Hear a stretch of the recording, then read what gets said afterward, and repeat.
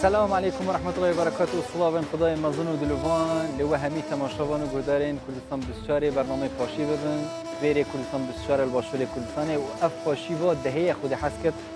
اف شود دما دوست ادا کمتر نزیده تر دجارات پیشکش کردن هیویدارین امریکایش هم بشین خدمت ها بکین کاچا مسوز داین و درجه های ماه رمضان پیروز پریکا برنامه پاشیف ام خدمت ها روزیگرین هرمان کردستان بگشتی کرداج بگشتی بکین هر چهار پارچن کردستان و لهمی جهان جوان روند کردی چه پراستیجی هم امروز صلاوکات طیبت بر روند کردی بکین در ویولات هیویدارین او دی لدر ویولات هست به چنده بکن که او همی گاوال بیرامنه ام وان برنامه آماده کن جبوی وانا جکام ورکی خدمت وانا بکن ام دنگو رنگ نوا کردستان بگهین وانا و دنگو رنگ وانا در ویولات جب بگهینت نوا هرما کردستان دا برای تماشاوان هجا ابروکج خود حس کت ام دی بحثا بابتین گرین کین هم مجار و توری آینی هم جی مجار و توری تندرستی لیل دست بکم مدویت از بحثا مجار آینی بکم خود حس کت ام دی بحثی رفتار و تعامل هر راسا گفتار نوا آینی اسلام پیروز دا بحث کین که چه ام رفتار گلی کدوب کین چه تعاملات گلی کدوب چه بازرگان تعاملات گلوان خلکی بکن اوید بندستی کارت کن چه ظلام تعاملات گل خزانه خوب که تو گشتم دی بحثی تعامل کین یعنی آخفتنک جیاهی هندک خلق قصات جهان کو آخفتنا هنی یعنی ایکش فرمودن پیغمبری صلی خدا سر به یعنی پراستیجی بس یعنی اف آخفتنا هنی نفرموده کش فرمودن پیغمبری صلی الله علیه و سلم او جوی کید بجد الدين والمعامله يعني كو دين همي تعاملات ديال هفدو خدا حس كتم دي بابتي بحسكين لبري ام دز بابت خوب كينو مهوانداري و ماموستای آینی بكين ام دي برف عرفا با كوري كردستان و بچين لعرفا جي ادي چنكي هم عرفا گرمترين جهل با كوري كردستان جي هم گرمتره جهمين اف چين دنيا نوا تركيا دا روجيگير پشتي نيورو طيبتي جي دمه پلين گرمي گلك برز بن او قصدا جهن هين كن بونمونه پارکا وکی پارکا منو که باغچه پاشی و یا جی قصدا مزگفت داد کن اوید سپلیت لهاتین داین کو با که هینی هی یا جی قصدا وان جهات کن اوید نوا بازار دا کو حوزه ماسیا لهاتین داین هم روزیا خوب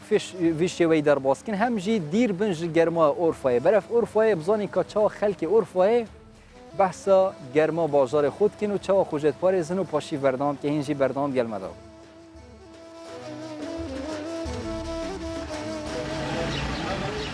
بەرزبوونەوەی پلەی گەرمە لە مانجی ڕەمەزان هاوڵاتیانی بە ڕۆژی خەڵکی ئورفا ناچار دەکات بۆ پشودان ڕوو لە شوێنە فێنکەکان بکەن.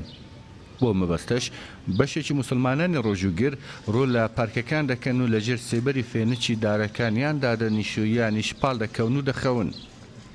ئەو دیمەنانە بەرچاوترین و سەرنجڕاکێشترین ئەو دیمەنانەی مانجی ڕەمەزانن بە تایبەت ڕەمەزانانی وەرزی هاوین کە لە مانگەکانی دیکەی جیا دەکاتەوە.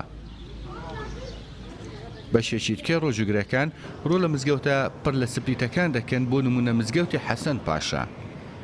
بەشی زۆری ئەو خەڵکانە بۆ نوێژی نیوەڕۆ ڕوو لەو مزگەوتانە دەکەن و دوای نوێژیش هەر لێرە دەمێننەوە و چاوەڕوانی نوێژە عەسر دەکەن. ئەوان لەو بینەدا یان لێ ڕادەکشێن و خۆیان لە کاتە گەرم و درێژەکانی نێوان دوو نوێژەکە غافل دەکەن یانیش خەریکی قورئان خوێندن دەبن تاوەکو نوێژەکی دیکەیان نزیک دەبێتەوە.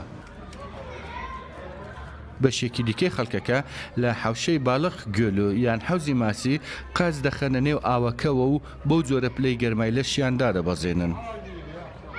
لەژێر ئەو سێبەرە و قازخستنە نێو ئەو ئاوەوە دیمەنی چتکەی چاوەڕاکێشی مانجی ڕەمەزانانی هاوینە لە شاری ئورفا.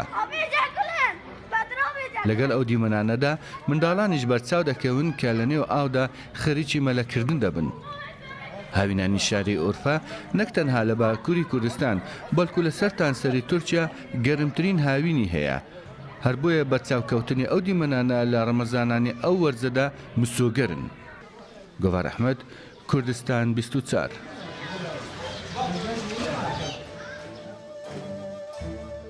برای تماشاوان نژادی اف گرما اورفای بو که افکار مجی نوا پاکیج دا گوبر احمدی بحث کری پلاستیجی گرمکو زیده پیوی که سالم به در رمضان قبل اورفای هم جیب گشتی لوان نافچین کو روزیگر ته دهین اف گرمای برف کمتر و بچه پلین گرمی بین خوره هم دا هاری کار بند گل اف کشو هوا هاری کار بند گل روزیگری برای تماشاوان نژا که ما دست به برنامه پاشی و افشوا پاشی و ده بحث کری خود حس کت افشوا می بحثا تعامل کینت نوا آیین پیروز اسلام دا چاو ام تعامل دیگری کدوب کین چاو اگر ایدی کسک جی گنهبار بیان جی خلاتیک لبران بری مکر ام چاو تعامل دیگر پینیان جی آموزگاریه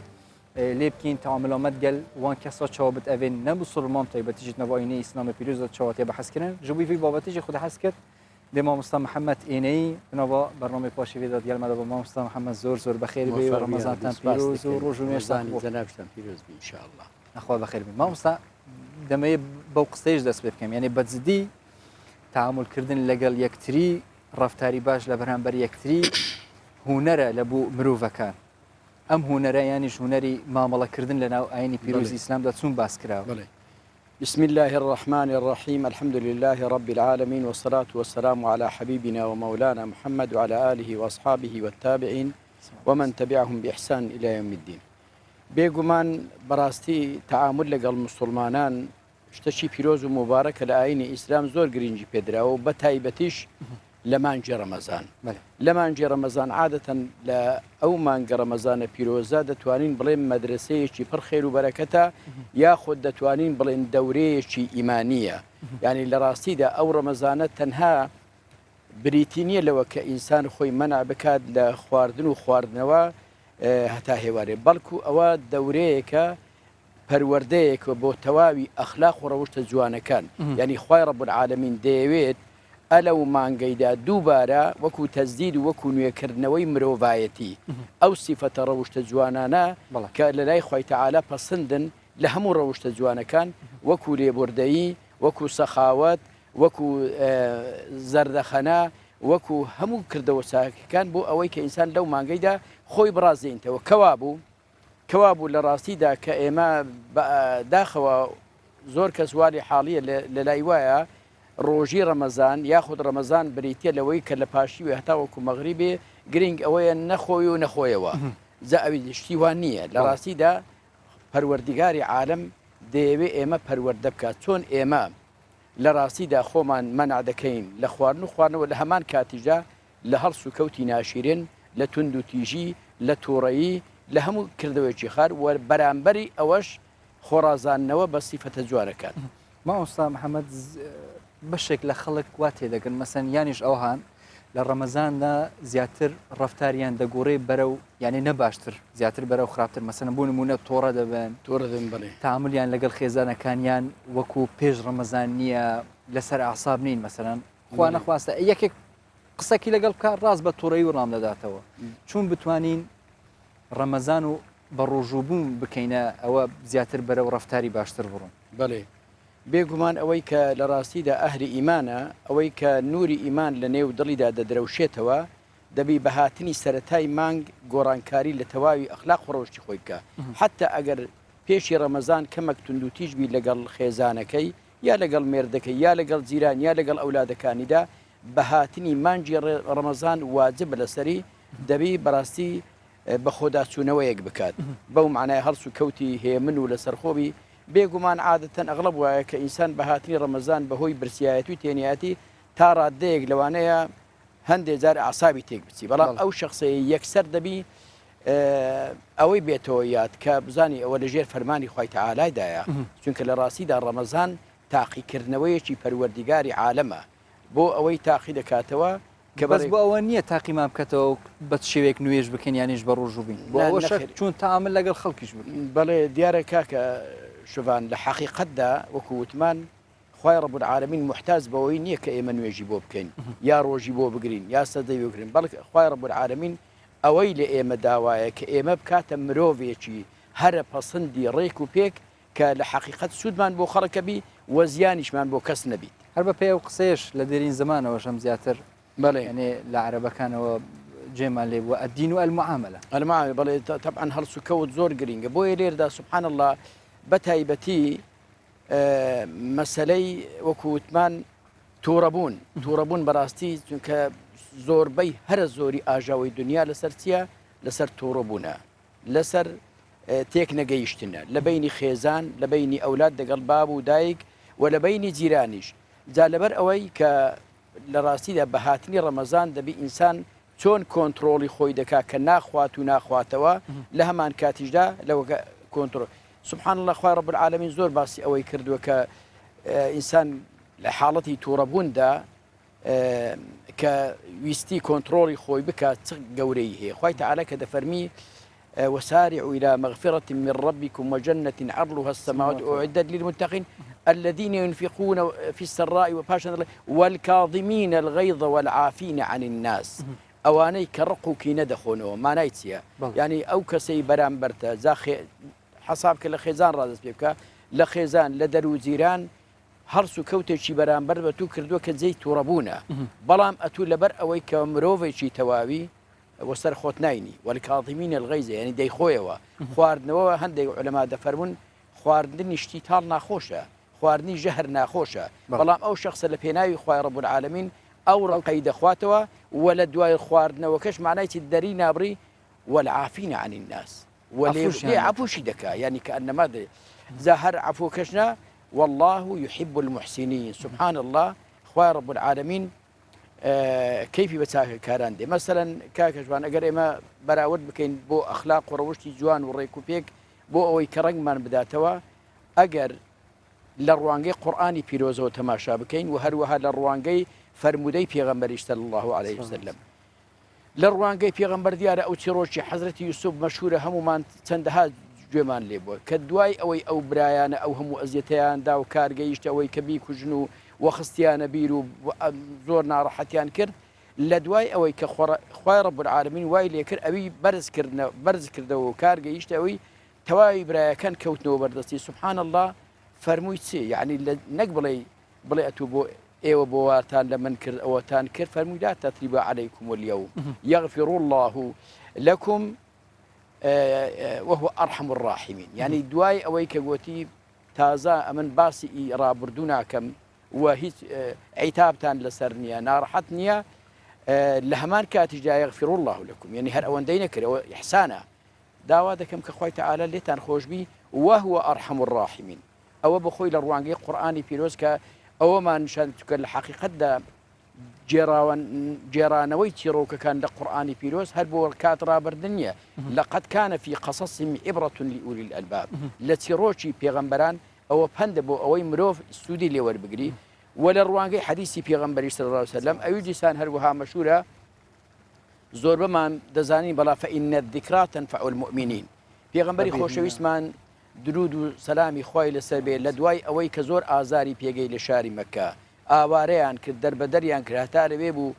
باربارانیان دەکرد یعنی هەرچی خراپە بوو لەگەڵ خۆی و یارانی کرا لە هەموو شتێکدا لە دوای ئەوەی کە فەتحی مەکە کرا و زیاتر لە 12,000 سەحابەی لە خزمەتدا بوو هەمویان ڕوحی خۆیان لەسەر بەری دەستدانا بوو لە پێناوی رسول الله صلی الله عليه وسلم لە دوای فەتحەکە کە سەنەمان نەما پێغەمبەر ڕووی تێکردنی گوتی باشی ئێستا ئەمە بە فکر ئێوە چیتان لەمە چاوەڕوانە ئەوان گوتیان وەڵی برایەکی خۆشەویست کوڕی برایەکی خۆشەویستە زا فەرمووی لا تەتریبە وەکو حەزرەتی یوسوف چی بە برایەکان وت منیش ئەوە ئەنگۆم عەفو کردو کەوا بوو لێرەدا لە ڕاستیدا ئێمەش دەبی پەندی لەوەی وەربگرین ئەگەر هاتوو کێشە کەوتە بینی دوو بنەماڵە یا دوو عائیلە یاخود دوو لایەن بەڕاستی بەو شێوەیە دەبی لێ بردەبن مامۆستا جگە لەوەی ژیانمان پێڕێک دەخرێ لەگەڵ تەعاملی باش لەگەڵ یەکتری بە خێریش حسابە لەبەر ئەوەش هەم تاکید کراوە لە ناو ئاینی پیرۆزی ئیسلامدا یانیش ینی گەورەیە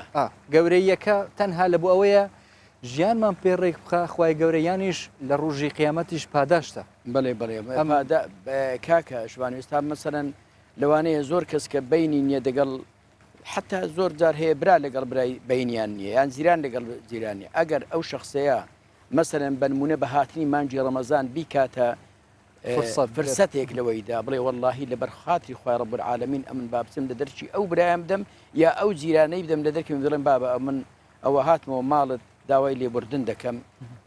پیغمبر صلى الله عليه وسلم الحديث الصحيح ده فرمي ما زاد الله عبدا بعفوه الا عزه دليح خوي تعالى عبدي خوي برز دكاتو بوي كوا تواضعي كر وما تواضع أحد لله إلا رفعه الله هركس كتواضعي كر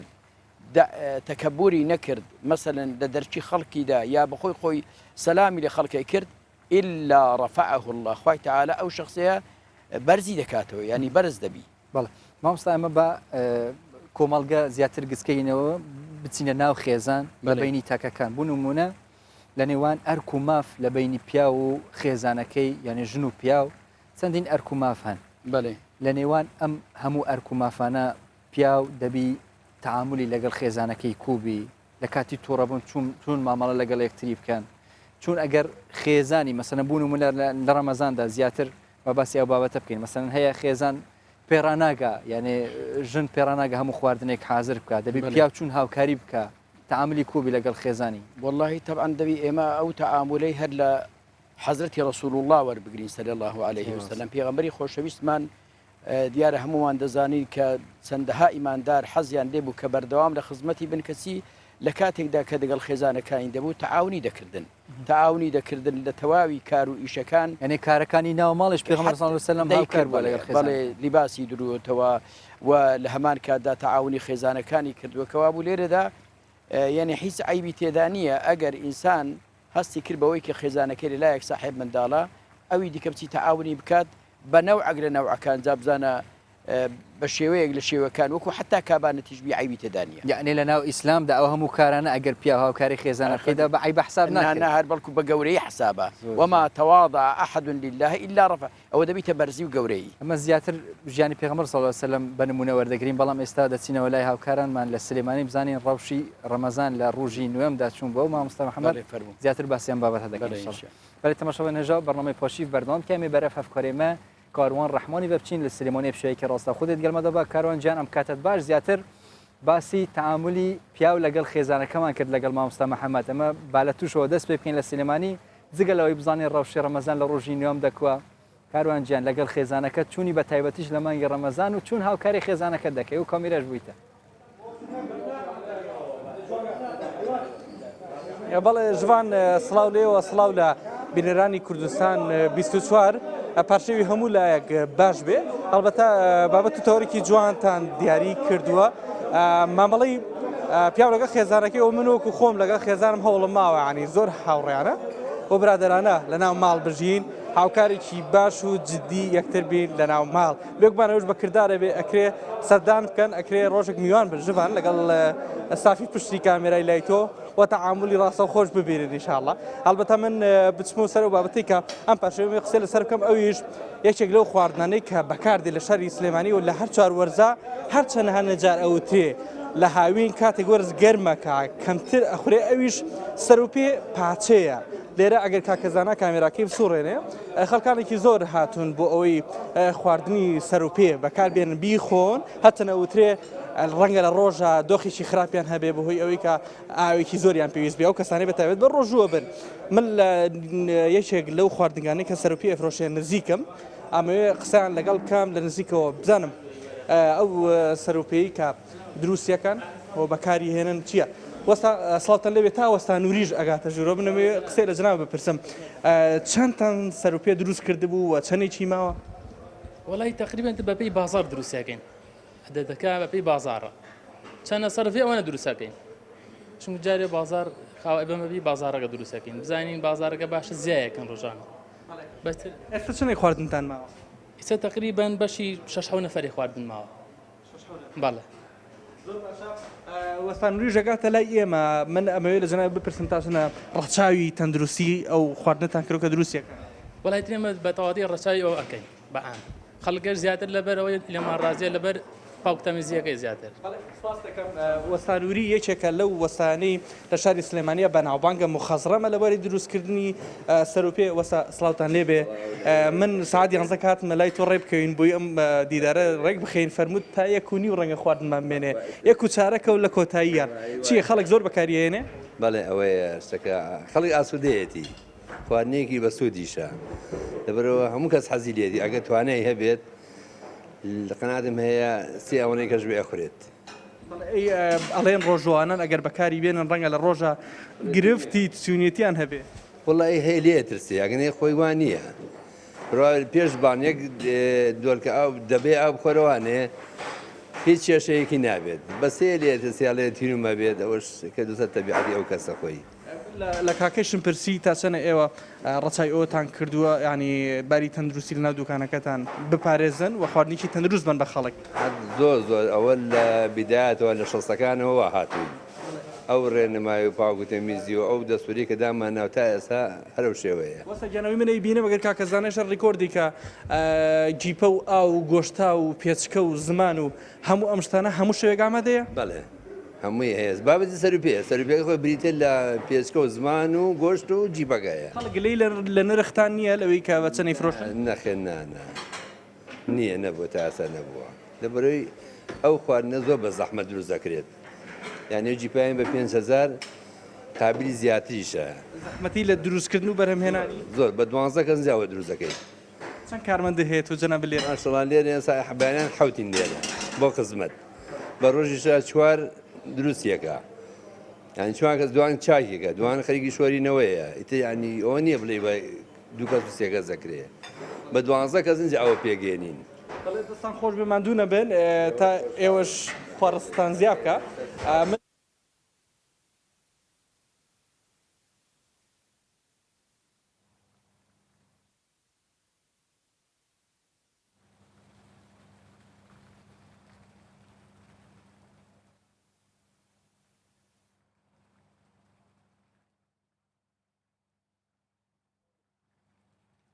ئافێتان بێ ئێستاگەی ژێتان لە دەنگی من بێ هاوڕێیان بەڵاگەی ژێتان لە دەنگی من بێ منە ماوڕێ قسەی زیاتر کار لەسەرەوەی بەڵێ ژڤان تۆ بە ڕۆژۆبی؟ بەڵێ خۆی قبول کە ئەڵێن کێشەی تونێتی ئەوە بۆ دروستە بێت تا سەنە ئەوە وایە تۆزە ڕاهات نییە وێ بڵێن ئەگەر یەک دوو کەڕەت ناڕەحەتی بەس دوایەوەی کێشەیەکی نییە. بەڵێ بەڵێ بەتایشیت. زۆر سپاس دەکەم ئافێتان بێ هەڵبەتە لێرە بەدەر لە سەروپێ خەڵکانێک کە سەروپێکەکان خوار ژڤان یان چایکی خەڵوزیش بەکارهێنن و ئەیخۆن وەستا سڵاو لێ بێ ئەو چایی تۆ دروستێکی لێ ئەنی لە چی پێکاتووە؟ وڵا تقریبن حوهەش ساعتێکەڵە ئارەوەڵە هەمیان یەن بۆ لای من چاخۆن ئەرەوەڵە ئەرەوەڵە چەند چا ئەفرۆشی تقریبن؟ وڵا باشە لەخوا بە زیاد بێ 2 کیلۆشە کراوە سەرفەت بڵێ بەڵێ سپاس دەکەم خۆش بێ خواستان زیاکات سپاس بۆ جەنابێ هەڵبەتە ئەم گوزەری کە ئێمە لێرین پێوترێ منتەقەی سعید تاکۆیی لە خوار بەلەدیەکەی شاری سلێمانی لێرە ئەم دوکانانەی کە داخراون پاش 6 بۆ 7 کاتژمێری تر لێرە ئەم دوکانانە هەمی کراون و ڕۆژێکی تری کار و کەسابەت دەست پێەکەن ئەو وەسایە پێ ڕاگەیاندم کە ئەم دوکانانی لێرە داخراون لە دوای 15 ڕەمەزانەوە بەهۆی ئەوی وشکە فرۆشین ئەوانی ژەیکەنەوە و ئەیانەوەی ڕزقێکیان دەست بکەوێ لە ڕەمەزان و لە بەرەکەتی مانگی ڕەمەزان ئەوانی سوود من ببن بەڵێ ژڤان من ئاکەڕێمەوە بۆ لایەوە. ئەی زۆر سپاس هاوکارمان کاروان ڕەحمان بە شوەیەکی ڕاستەوخۆ لە سلێمانی و لەگەڵ وەستەکانی سەروپێ ینی پۆچەت گەلمەدەوەی هەم زۆر سپاس بۆ وەستاژی ویدی توژی هەم گەل خێزانە خۆ هەم وسە هەواڵ و هەمژی هاری کاربی زۆر سپاس بکە وڵ مامۆستای داوا لێبور دەکەین زار بەزار هەڵێتنە لە هاوکارەمان ئینشەڵڵا بەس بەردەوام لەسەر بابەتەکەمان مامۆستا هەر زیاتر پێغەمبەر صلی الله علیه و سلم وەکو نمونە وەربگرین جگە لەوەی لەگەڵ خێزانەکانی هاوکار بووە هیچ نمونەیەک هەیە مەسەڵەن خێزانێکی پێغەمبەر لێی تۆڕە بووە چون تەعاملی لەگەڵ ئەم تۆڕەبوونەی کردووە دوای ئاشتی کردووە هەر بەخۆی مەسەلەن بەڵێ هەبووە مەسەلەن بە نمونە پێغەمبەری خۆشەویستمان درود و سەلامی خوای لەسەر بێ جارێک دەفەرمی میوانی هەبوو لە میوانەکەدا کە دیارە ئەو کاتە چەند خێزانێکی هەبووە لەوان کە ئەو کاتە عائیشە ڕزای خوای لێبێ کە دەویست شیوەکە حازرکە لە زمنی ئەوەی دیارە زەینەبە شویستویەتی ئەو شیوەی کە لە لای خۆیەتی ئەو بێنی بۆوی ئەویش لەو کاتەدا تەبعاً کە پێغەمبەر صلی الله علیه وسلم کە هات ئەو قاپەشی لەسەر دەست بوو زەینەبە بۆ ئەوەی کە زاریەکەی دابوو بیبە بۆ مەجلیسی ڕەسوڵ الله صلی الله علیه وسلم بۆ ئەوەی موانێک بەڵام دیارە عائیشە تەبعاً بەشەرە تووڕە بوو دەڵێم لە پەدەستە چی لێدا و شکاندی ئەوە لە ئەو قاپەی کە خواردنی ئەو خواردنی لای حەزرەتی ڕەسوڵ الله صلی الله علیه وسلم پێغەمبەری خۆشەویستمان درود و سەلامی خوای لەسەر بێ تەماشای کرد عائیشە غیرەی گرتوویەتی کە ئەنەما شتەکە وای لێ دێ بەڵێ عائیشە ئەو توانایی نییە کە وەکو پێویست ئیستیقبالی ئەو میوانانە بکات و دەبی ئەو وای احتیمالی هەیە بەشەرە وای لێک دابیتەوە بۆیە دەنجی نەکرد و هەستا ئەو قاپەکەی ئەو شێوەکەی کە دیارە بە نەوع شتێک بووە کۆی کردەوە بۆ ئەوەی نەبیت و ئەو جارەکەی بە عائیشەی وتوتێت و قاپەت شکان دەبی بۆی ترتیب بکەیەوە هەر بە پێکەنین سبحان الله ئەوە معنی بێی تۆڕە بوو بێ ئەوەی کە قسەشی ناخۆش بکە کەوا بوو لێرەدا سبحان الله کە ئێمە تەماشای مامەڵەی ڕسوول الله دەکەین لەگەڵ خێزانەکانی هەمووی هەر پڕیەتی لە تەسامح و لێبوردەیی و لە محەبەت و خۆشەویستی لەبەرەوەی سوبحان الله خۆ ئێمە ئەگەر هەمومان سەدەقەشمان پێ نەکرێ نەتوانین بڵێن کاوڕێک بگوژینەوە یاخۆ گۆلکێک بگوژێنەوە دەتوانین مەسەرەن ڕوومان خۆشبی دەگەڵ خێزانمان ڕوومان خۆشبی لەگەڵ منداڵەکە ڕوومان خۆشبی لەگەڵ جیران پێغەمبەر صلی الله عليه وسلم کە دەفەرمی تبسمك في وجه أخيك صدقة يعني كتو زرد خنيك دكي برامبر با أو برامبر زاد طبعا لخزانة وتادقات دور بر أو خوي صدقة شي قوريها لبر أو براسي زور جرينجا مثلا دياها نموني واهية نموني واهية زورة بتايبتيش لجاني في صلى الله عليه وسلم أما زياتر بياو هي يعني جنيج هي بقى زارة باسي جمكين مثلا پێی عیبێ ئەگەر قسێکی خۆش بە پیاوەکەی بڵێ یانیش هەتا لەناو مەجلیس ئەگەر میوانیش هەبی بە جوانی بانگی بکە ئەمانە یعنی بە گوناح لەسەری حساب دەکرێت یانیش زیاتر ئەمانە لە کۆمەڵگا وەرگیراوە بەڵێ فعلان بەڕاستی واجبە لەسەر ئافرەتیش ئەو پڕی هەوڵ بدا بۆ ئەوەی کە دڵی مێردەکەی ڕازی بکە ینی بەڕاستی بەداخەوە زۆر ئافرەت هەیە احتیمالی هەیە دوای ئەوەی کە مێردەکەی دەچیتێ دەرێ خەر مەشغولی ئیش و کارێکێ لە بەیانی ڕاهەتا دەگاتە نیوەڕۆ یا هەتا دەگاتە هێوارە ئەو بخۆی ئەو ئافرەتە نازانی کە ئەو مێردەی ئەو هاوسەرەی لەوانەیە بەدایاها مەشاکیل وشتی هادویتە بێژێ کە دێتەوە لە زیاتی ئیسیقبالی بکە بەڕوەچی خۆش و بەڕێک و پێچی و بە قسەی خۆش قسەی خۆش نییە کە ڕاستی کە قسەیشی خۆش نەبی ئەو هاوسەرەی لەلایەک لە ناو بازار یا لە ناو دائیرەکەی مەشاکیلی خۆی هەبووە لەلایەکی دێتەوە تەماشا دەکات بەو شێوەیە بۆی ئاژاوە پەیدا دەبی لێت لەبەرەوە بەڕاستی داواکارین لە خوشکە بەڕێزەکان بە تایبەتی ئەوانەی کە مێردەکانیان لە دەرەوەی ماڵ ئیش و دەکە ئەو حیسابەی بکەن بڵێن ئەو مێردەمان کە دەگەڕێتەوە لەوانەیە بەدایاها بە سەدەها مەشاکیل و غەم و پەژارەی بۆ پەیدابی کە هاتەوە بە ئێمە پێشوازی بکەین بەڕوەچی خۆش بە قسەی خۆش قسەی خۆش بە قوربانت بە ساخت ئەو قسانە بە هەر حاڵ ینی سوبحان الله مێردیش بە تایبەتی لە کاتی چێش حازرکردنێ ئەویش حەقنی هەندە عیب و عال لەو هەموو خواردەمەنێ بگریت چکە هەندێک جار بێگومان ئەو خواردنە وەکو پێویست بەدڵی ئینسانی نابی پێغەمبەر صلی الله عليه وسلم چەندەها جار بووە کەوە خواردنی هاتوتە پێشی پێی خۆش نەبووە بەڵام هیچ دەنیشی نەکرد خێزانەکانی پێی خۆش نەبووە لەوانەیە ئەوە کەوا بوو لێرەدا زۆریش گرینگە ئەگەر ئینسان خواردنەکە وەسەتیش بی یعنی هیچ عیبی تێدانی بەتیش لە مانگی ڕەمەزانی پیرۆز ئەگەر بەخێزانە ناکە هەموو ڕۆژێک گۆشت نانە هەموو ڕۆژێ بەدە خێزانێکی بڕێ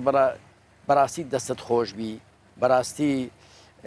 کامێکی خۆشە کابانی تعریفی بکەیت و ئەوە چی باشە چکە ئەلکەلیمەت و طەیبەت و سەدەقە دیسان قسەی خۆشیش دەگەڵ ئەوێ ئەو بخۆی سەدەقەیە جا لەبەر ئەوە بەڕاستی ئەوەی کە گرنگ و مهمە ئاینی ئیسلام چی لەمە دەوێ محەبەت و خۆشەویستی و دوورکەوتنەوە لە حەقد و کینە چکە بەڕاستی دیارە پێغەمبەر صلی الله علیه و سلم چەندەها فەرمودەی هەیە دەفەرمی هەر ماڵێک هەر عائیلەیەک ئەگەر ژن و مێردەکان تەبابن خۆی لە خۆیدا دەگەڵ ئەو منداڵانە ئەو ماڵە هەر لەو دنیای بۆوان بەهەشتێکە بەڵام ئەگەر ئاژاوایان هەبی بەردەوام خۆی ئەو ماڕە دەبیتە جەهەنەم جا لەبەر ئەوەی وابزانم کردنی بەهەشت و کردنی جەهەنەم مادەم لە بەردەستی ئەو ژن و مێردەیدایە واجبە بەڕاستی لە سەریان ئەو پەڕی هەوڕ بدەن کە شوێنەکە بکەنە بەهەشت نەک جەهەنەم ئینشاءڵڵا مامۆستا بەشێکی دیکەی گرنگ لە ناو خێزان منداڵەکانن بە زیاتر باسی ئەگەر کێشەیەک لە بینی ژن و پیاوەکەیدا هەبوو ئەگەر منداڵیش لە ماڵی حاضر بوون چون ئەم کێشەیە بە دەنگێکی نزمەوە چارەسەر بکرێ بۆ ئەوەی هەم تەسیر لە منداڵەکان نەکە ئەوانیش ئەم دەنگ بەرزیە وەرنەگرنەوە بە شێوەیەک ئەمە باسکرە لە ناو واللهی طبعا ئەسڵ ئەوەیە حەقی خۆی ئەوەیە ئەگەر بزان ئەو ژن و مێردە هەندێک پێکەوە لێک حاڵی نینە یا شتێکیان هەیە لە بینی ئەوەلی داوا لە کوڕ و کچەکان بکەن بڵێ کوڕم کچم ئەتوو بڕۆنە ئەو غڕفەی دابنیشن ئەمە لەگەڵ بابت مەسەن دایکەکە بڵێ گرنگ دایکەکەیە بڵێ کوڕم کچم تا ئێوە بڕۆنە ئەو غڕفەی ئەمە لەگەڵ بابت چەند قسەیەکمان هەیە لەوێ نەبن بەڕاستی چونکە هەر کاتێک کە کارگەیشتی ئەوەی ئەو ئاژاوە لە بینی ژن و مێر پەیدا بوو دەنگ سەود بڕند بوو هیچ گومانی تێدانیە ڕنگ دەداتەوە لەسەر ئەو کچە و لەسەر ئەو کوڕی بۆ ئەوەی ئەویش بەڕاستی ینی ئوسلوب و ئەخلاقی خراپ وەردەگری ئیشڵی چی هیچ شێوەیەکی ناوچە خێزانێکدا ئینشاءالله هەرێمە کوردستانی پرسیارجا ئەوە بەخۆی کاکشوان حەزم لێ ئەوەش بڵین چکەمە دەڕین ما ئەو مانگەمانجی عەفو لێبوردن و ئەوایە تەڵەبێکمان هەیە لەو تەلەڤیزیۆنێ ئەویش ئەوەیە چونکەمە بەحسی لێبوردەیی و هێمنی دەکەین داواکارین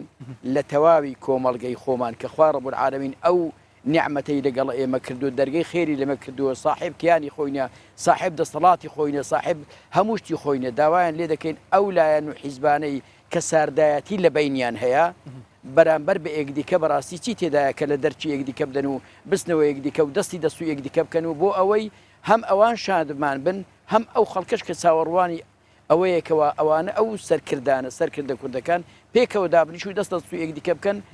بە تایبەتی لەو مانگە پیرۆزەی ئینشاڵڵا هەر پێشتریش هەم ئێستاش هەر یعنی لە هەوڵێوە دەین بە جوانترین شێوە هەم ئێدی بە شێوەیەک باس لە پرسگرێکەکان مەشاکل و کێشە بکەین بۆ ئەوەی زیاتر نزیکێکتری بینەوە ئینشاڵڵا لەسەر بابەتەش بەردەوام دەبین مامۆستا ئێستاش دەچینەوە لای ئاکرێ زیاتر بزانین لە ئاکرێ جیاوازی چوون بووە لە مانگی ڕەمەزانی پیرۆزدا بشێوەیەکی ڕاستەخوو بەرەف ئاکرێ بە بچوونە هەفکارێمە ئاری حەسێن بشێوەیەکی ڕاستەخوتنەوە وی باژەڕۆکی هەوسا جوان و خۆش و ئەم بێژین فێنکژی هینژی دەتگەلمەدا بە ئاری ئەف دەمێتە باش زیاتر بەحسەوەی جێی بکەم بنەوە ئاکرێدا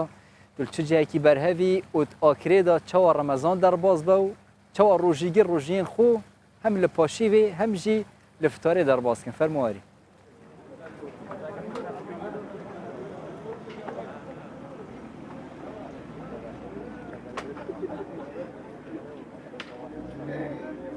بله جوان افدمیتا همی تماشاوان کردستان 24 جی باشتر بیتن وکی تماشا پیدا کنم دنوا باجر آکری داد گلوینا کاکریجی وکی دیار لهمبر و توپوگرافیای هایی خودی چندین جهن گلکین دلوکر و هافینگین گلکین فینک و خوش وکی بر درگه قشلا آکری و تیشه آکری و ام بیژن کانیمام کروک و ترافیک آزادی و هرسان اف جی کو وگاوی عمل کد بیژنه جادار رزات نوا باجر کو شوانه جماره کا گلک و زور یا خلکی آکری تایباتی جی گنج لوی جاده کوم دبن کو وکی دیار جاده که گلک کشهوای و گلک فینک تایبات وی دمی دا کول و دم جمره گلک سار جد بیتن اولویره هند خارنن گلکین خوش جانه کوکی دیار رمضان و اکرایجی بو خارنا گل خارنت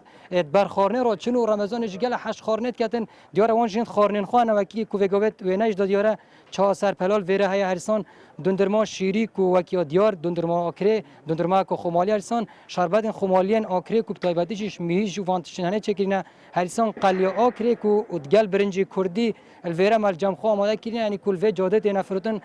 خلک اکره خودت شوانه تایباتی الدم فتاره و وگاوی کو هدیه دی انبر به دم پاشیف خارنه و چین جبر وینده جی وگاوی قلب بالغیر ویره چه بوش لایوان کسان و اوینکو هاتینا ویره کو پاشی و خول ویره بخون مدویتن هم هندک شوان بدینا خفنه اگر تو بیا پیش ما بحثوین دی که چاپاسته دسته دا او چه تشته کردشته و جاره مدیت الاکری چکتشته که جواز بوش بلی دندرما شیری و قلی اکری و وانتشته بلی بشكل خيرات نوات كاين جماعة والله قهوة شد كاين يا سربلا يعني قهوة طالة يا شيرين شمس فروشي وخلقه كباش يعني بدخل طبعا مرغوب يعني قهوه بچکی دیار نبول آکری کنگ گف قهوه تا آکری و چند سالات وی کارید که بله سالا نقطة بشولت كم بس فترة بفترة أنا جا من عندك ظروف ما من تايلاند سالا تقريبا 2006 من شوت كر هلا ليرة أوكي طبعا ونطلنا هي حتى 2006 الدهوكة من شوت كر بشولا دست خوش سر کیفتی وی که دیار تاثیر و برخش گلک جانی که بله جوان دیار کاکریان دویتن قهوه جیب کنه خوش عرب و افریقیا بستین لهرچا بیتم ده گنجا جوار گرین کامزانین شرط خود چهاد بورین الاکری بله ام وکو گنج داکر روزانه شف تایبتی هر شف وکی گنج في منطقه خربت بن في دبرت شو كش وكو تديار كري قالك فينك خوش ود الفكره واكريش هر باجارك هر شارشكا كردستان جاي كي بتشتكي بنابودن اكريش وكو كالتور وكو خارن وكو ديروك بخارنا كردواري برنج كردي بقليا اكري بدوندرما شيريا كو تماشا پیدای يعني قالك خلكي كو قصدا آکرید کردن و کومیوانداری تیم سردان آکرید کردن هر گاوا کسی که آن میوان سردان آکرید کرد ام به و تینی نویجی هی خورنه مثلا میوانداری آورد کن. دست خوش گم هشت گنجار گینا کر بین پیش کرم خو بله اگه از وبسایت دکم یعنی که اگر ویگوی میوانک بوده بیت حواله بوده در و بیت هنگ بنچه جهی که گنج چاد بوری نشوید خو چک افعال تقالید که جماعی که گستیون افشه هو آن جن هر بس کوم بدبل بله. پیشکی از خیر مدت کم خیراتی سرچابا راستی هر میوانه که بوم بیتن اکید او جایی که هر خوش و هر فینک بو هر میوانه که بو خلک داخل آکری کو قصد ورد کن اکید هر میوانه ما بیت ام بین نویره و نسبت اف عادات تقالید القدیم يعني هریت موی اغلبیه جهل منو که هرت کن و گستلانه یا گلک تشتیدید کن بردوا من حطانو که بس خوش اگر ام وی گنجی جوار گرین ببوره کلم کبیره ام بحث وین دبکن کنگل آخری گنجل فری کن بنک چه خارنو و خارنان تخون سر وی جاده بله بله هر وقت دیار اب جاده گلا کافه که در راخوچانه دویجی همه رازن و خارنگه و کافه نه وقتی گنج تینا ویرا همه تشتی های خارنت کردیت های قالیا های چه سرپلایا های خالق الویرا کن بیدن هم الویرا کن بین حوال و برادر و ماه رمضانه پشتی فدار قباد کن تینا ویرا گلک کن بین و آخفتن و کیف و صعبت و همه حوال الویرا خوشه از خوش همیشه ویتات خوشی بن بله جوان وقتی تجدید یعنی الویرا خارن مادانا بون وقتی خالی و دندر ما آکری و افتشتین دیو گنج جیل ویرا گلک آماده ببون او جامید بجن کامات نبو خارنه و وقتی وان دیار کری او شوید خود گلک خوشی و آرامید بورینن الباجار بگشتی همشین بجین او تجبون کو گنجت متدا الاکرد ماه رمضان دا شوید خود بورینن بله ایشلا آکری اوسط خوشی دادی تویبتشی گنجت و پراستیجی جالی کی و قلی هاتی حاضر کردن جمره بینو که قلیا آکری خمالی پشت اینگه دوندرمک خمالی شیری آکری جیل بندل خدا با خیر خودی بی طیبتی جی کشوای حسای خوش آکری دا افکار ما اری حسیم شوی که راست خوش آکری و دلال و خوش دوید گرم دا زور سپاس بتواری ولی ما مستجان باب گرین و سر بابت کمان ام زاره با من دالکانیش بین ناو بابتی تعامل کردن به طیبتیش استا بشکی زور یعنی لا قطابیه کان کوانی من دالی خزانه کن بله ئەنجامەکانیان وەرگرتووە بەڵێ ئیشەڵا سەرکەفتم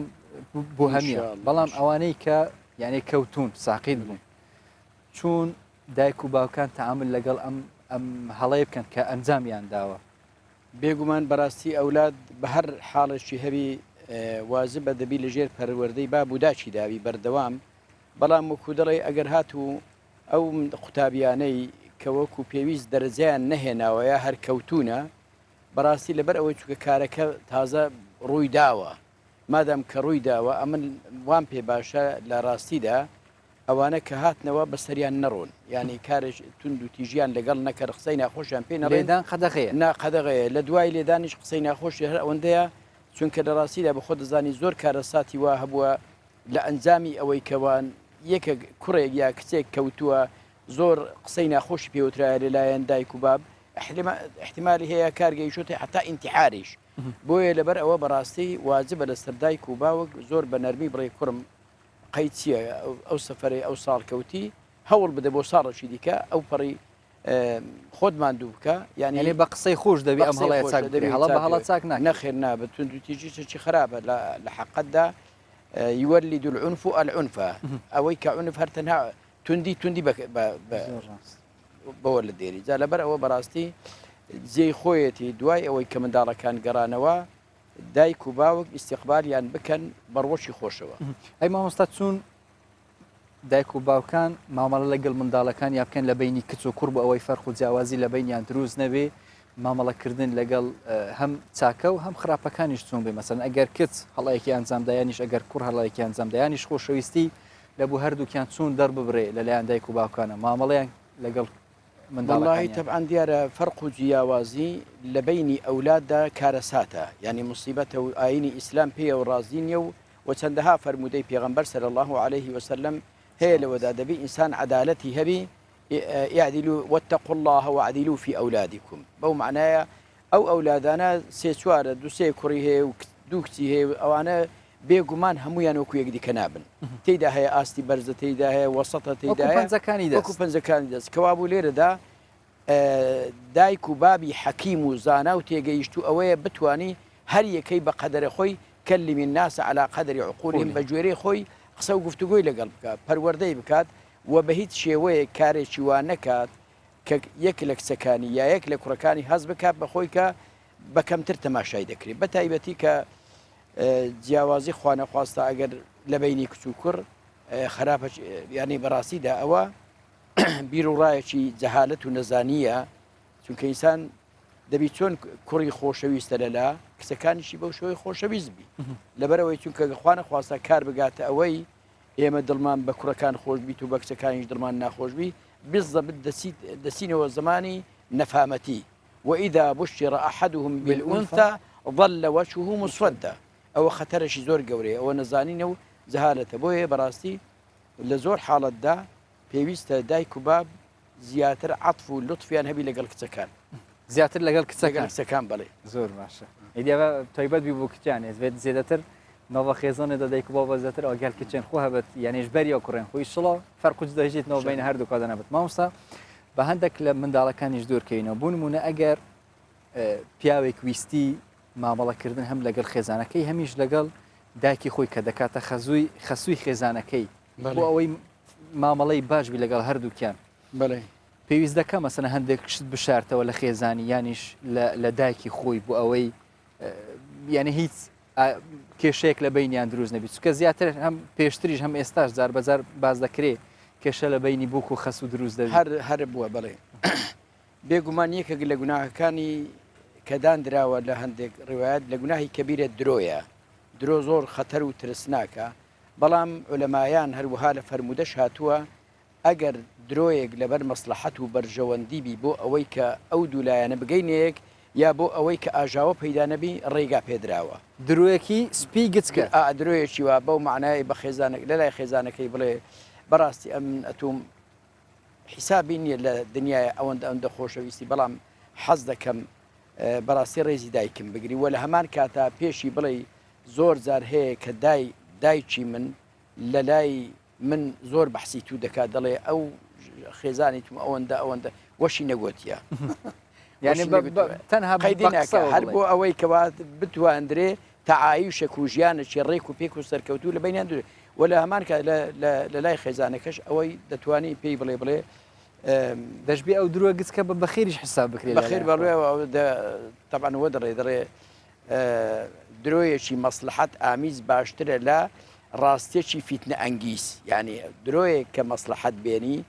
دوو کەسان ئاشکاتەوە بگەین تێک دیکە زۆر باشتر لە ڕاستێک کە ئاژاوە دروست بکات بەڵێ مامۆستامە پێشتر باسی قوتابیانمان کرد ئێستاش دەچینە ناو هەولێر و هاوکارمان گۆران شاخەوان لە ناو بەشە ناوخوەیەکی قوتابیان نەبزانین ئەوان چوون هەم پاشی و هەمیش ئیفتار دروست دەکەن بەڵێ تەماشاوان هێژامی بەرەف هەولێری بە چون ئەفکارمە گۆران شاخەوان ئیدی ناوە بەشێکی ناوخوێی قوتابیانەدا ئەف قوتابیان هەنی ژیت نوکەدا مژیلی خوێندنی نەژبووی کووان ئەزمون بەردەوام هەنە بە ئەزمونی سەرێ ساڵێ دەخوا سەرکەفتنی بۆ هەممی قوتابیات کینیشڵ هەمی سەرکەفتی من گۆران جان ئیدی دوێنێ باست کرد ئەم بابەتە کە دوێنێ داواتی تو بین لە ماڵێ زۆر سپاس بوو دایک و خێزان بەڕاستی خواردنێکی خۆش دوێنێمان خوارد ئەم بابەتەش باس کرد کە بەتەمای بچێ بەشە ناوخۆی قوتابیان بزانین لە بەشە ناوخۆیەکان هەم قوتابیان چوون بە ڕۆژوو دەبن و هەم ئیفتار هەمیش پاشوک و حەزر دەکەن و کامیرەش بوویتە فەرموو گۆران بەڵێ ژوانم کاتت باش زەبەر لەوەی بچینە باسی کێشەی و قوتابیانە بە کاتی خۆشی کەمە لە کۆلێژ پێکەوە بووین تۆ لە بەشە ناوخۆی و بەڵام من بەشە ناوخۆیم نەبینیەوە بەڵام دیار بوو کە قوتابیانە و کات هاوڕێمان بەشێکی زۆریان کە لە بەشە ناوخۆی بوون باسییان نەکرد کە جیا لەوەی کە دێن بۆ خوێندن چەندەماندی دەبن کاتێش دەگەڕێنەوە ئیدی کێشەی بەشە ناوخۆی ئەوایە دەبێنان ئامادە بکەی دی قاپ شوشتنەوە چار تێکردنەوە جگەلەوەی کە پاکردنەوە ئیدی جاگەر مانجی ڕەمەزان بێستا بەشێکی لەو قوتابیانە کە ئێرە بەشە ناوخۆی شەوکەتە شەی شەوکەت کە زیاتر لە 1700 قوتابی لێرە لە سەرجەم کۆلێژەکانی زانکۆی ئیسلاحەدین لێرە دەمێننەوە ئیدی ئەم ساڵیش کە مانجی ڕەمەزان کەوتۆتە نەو تاقیکردنەوەکانی کۆتایی ساڵ ئیدی ئەم قوتابیانە لەلایە کە خەریکی خوێندنن لەلایەکی دیکە کە دەگەڕێنەوە بەشێکی زۆریان بەڕۆژون هەم برسینە هەم تێنون زامن مەبەست بە هەر لەگەڵ خۆیان قسەیان بکەم بەشێکی زۆری قوتابیانە لێرن ئەگەر پێمان بڵێ ئەم ساڵ ڕەمەزان بۆ ئێوە وەکو قوتابیان چۆنە و چۆن ئێوارە بەربانگ دەکەنەوە و پاشیوان چی دەکەن سەرەتا بە خێراتنی جەنابتانەکەم ئەمەوێ ئاماژە بۆ بکەم کە زۆر سپاسی خێرخوازانی شاری هەولێرەکەین بەڕاستی جێدەستیان دارەوە زۆر سپاسی مامۆستا سۆرانەکەین بەڕاستی ئەوە ئێمە بۆ ماوەی 4 ساڵەچین کە لێرەین مامۆستا سۆران جێدەستی زۆر دیار بوو ڕەمەزان چۆنە بەسەلەن باسی خێرخوازان کرد چۆنە بۆیەوە بەڵێ خێرخوازان هەڵساون بە دامیکردنی نانی ئێوارە بوومان فتار و هەروەها نانی پاشوانیش لەسەر خۆمانە باش ئێوە پێیان بڵێ ڕەبەزان زەحمەت نییە ئێوە لە ناو ئیمتیحاناتن وڵی کەمەک زەحمەتە بەس هەمانە بە ڕۆژی دەبی هەمانە ڕۆژی ناگریتن و ئێوارە کاشمان بۆ ئاسان بووە کە بەس پاشەوە کانانەکەمان لەسەر خۆمانە. ئەم ساڵ جیاوازی ئێوە چۆن بۆ لەگەڵ مەسەلەن ئەم ساڵ تاقیکردنەوەکان کەوتۆتە ناو مانجی ڕەمەزان ناخۆش نییە ئێوە زۆر ئەزیێت ناکێشن؟ بەڵێ سەرەتا زۆر بە خراپی کەناڵەکەتان دەکەم. ئێمە ئەم ساڵ لە مانگی ڕەمەزان هەستێکی زۆر خۆشمان بۆ دروست بوو، هەروە هیواداریم هەموو ساڵ مەراسمە دووبارە بێتەوە کە ڕێکخراوی دەستی ڕێکخراوی هاوکاری لەژە سەرۆکاتی زانکۆ سەلاحەدین کە توانێتی خواردنمان بەربانگمان لە مانگی ڕەمەزاندا بۆمان بکاتەوە. ڕاستەمەش جێگای سوپاسە و چونکە خۆتان دەزان ئێستا کاتی ئیمتیحاناتە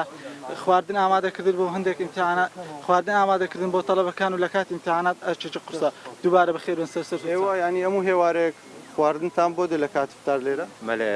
زۆر سوپاسی ڕێکخراوی دەستەی هاوکاری دەکەین هەستەوە بە دابینکردنی هەستەوە بە دابینکردنی بەربانگ بۆ قوتابیانی بەشناوخۆیەکانی کۆمەلگەی شەی شەوکەت ئەمە ئێمەش وەک قوتابیانی کۆمەلگەی شەی شەوکەت دەستخۆشییان لێ دەکەین بەڕاستی جێگای دەستیان زۆر دیارە.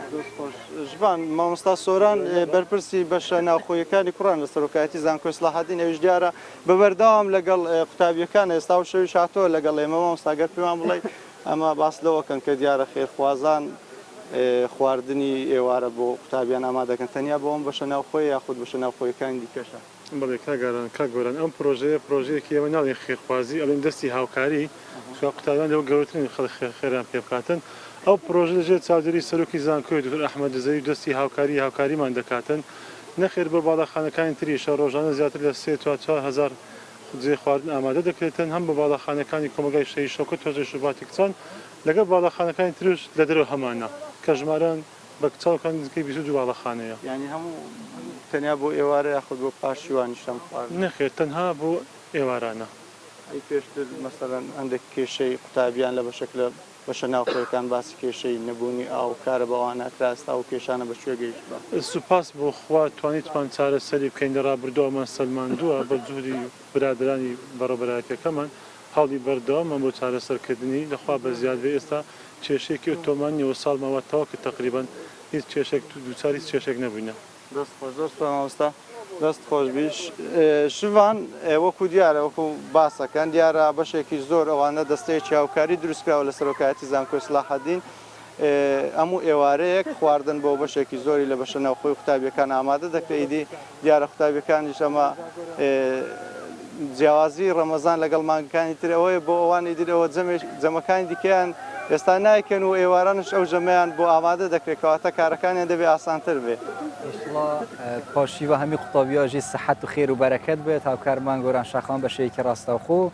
لە بەشە ناوخۆی قوتابیانی شەهید شەوکەت لەگەڵماندا بووی لە هەولێری پایتەختی یاریمی کوردستانەوە زۆر سوپاس بۆ تۆ گۆران و ئیشڵا پیڤایەکی ئەف پرزگرێکن هێن ژێن بەشە ناوخۆی بێنە چارەسەرکردن و دەستخۆشیش بووی وان دەستێنەوەری کۆریە یەن وان ڕێکخستی هەمژی زانینگا سەلاحەدین ئەف بەرنامە هەنێ دانەژ بووی پێشکەشکردنە پاشیو هەمژی ئیفطارێت زێتر بەربانگیش بووی قوتابیان. مامۆستا گیان ئەم جارە و بە بینە ناو مانگی ڕەمەزانی پیرۆز یعنی کەسانێک هەن بڵین بێڕێزی لە بەرامبەر ئەوانە دەکەن کە بە ڕۆژوو دەبن یانیش بەگشتی لە مانگی ڕەمەزانی پیرۆز بێڕێزی دەکەن یانیش بە عەلەنی شتێک دەخون یان دەخونەوە ئەو ئازادی خۆیانە بەڵام ئەگەر ئەم بێڕێزیە کرا کەسێکی ڕۆژوگر چون نسیحەتی ئەوانە بکات چون مامەڵەکردن لەگەڵ ئەم بێڕێزیە بکات. والله طبعا هەتا بکرێت ادعو إلى سبيل ربك بالحكمة والموعظة الحسنة أجر بريزش واكرة هتا بكرت تندي نكري أو كاتش بلاي براي بريزم أتبو خد زاني كرمزان إستا رمضان مانجا شي فيروز للاي پروردگاري عالم للاي رسول الله وللاي مسلمانان كوابو ليلة دا أتوقع بخوش بروجيني لاي كمي بروشوينك خلق ندبيني سكاتي برمضاني مكا بلا أجر كار جيشت أوي براستي لو دامو دزجاي حكومي وأسايش حقيقة تدخل بك أجر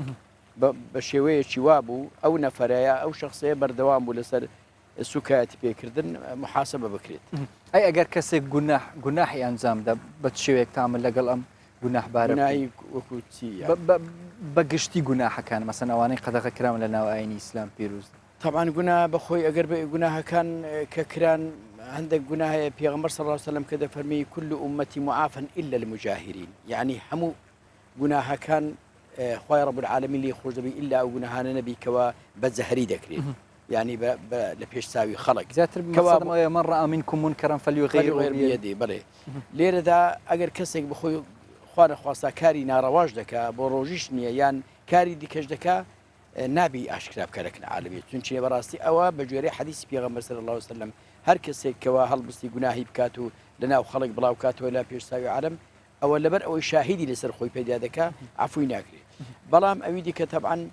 ئەوی جەنابەت دەفەرمی کە کەسێک کارێکی ناڕەوای دی بەڕاستی ئەگەر بکرێت هەتا بتوانی بەخۆی لای بەری باشە بەهێزی خۆی و بەدەستی خۆی ئەگەر نەیتوانی بە زوبان تەبعاً بەو معنایە وەکوتمان ئودعو إلى سبيل ربك بالحكمة والموعظة الحسنة فبقلبه ئەگەر ئەوەشی هەر نەتوانی بەو معنای دەستەڵاتی نەبوو کە کارەکەی بەخۆی لابەری و لە هەمان کاتیشدا بە نسحەتی وی قسەی نەکرد ئەو وەختە ئەوەندە کافیەکەوە بەدڵ ئەو ڕفتارە پێ ناخۆش بی. زۆر سپاس مامۆستا محەممەد ئێنەی بەڕاستی هەر کات ئەوەندە دەستدەدا زیاتر باسی بابەتە بکەین بمان توانی بە زیاتر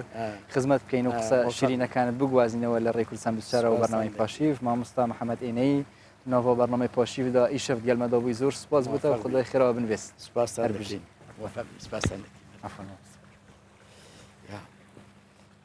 بەێ تەماشاوان هەژای بەرنامەی پاشیف بەردەوام کە هینجی بەردەوام گەلمەداوە.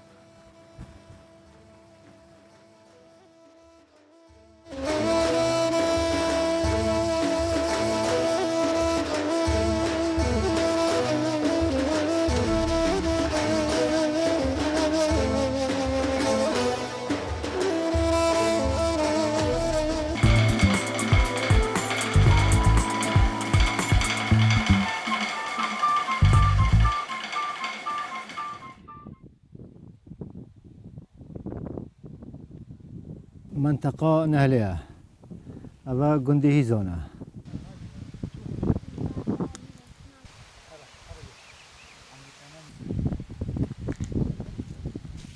ده عمري من 58 ساله أسباب 40 ساله بشوليت كم ديني را كنجو كان برنجي كان شولو ما أبايا عادة أتلا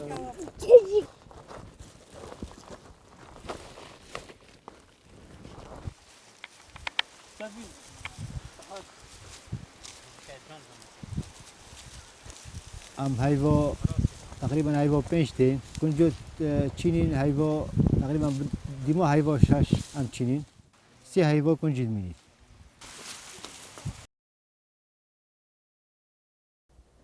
باران رخه باران تت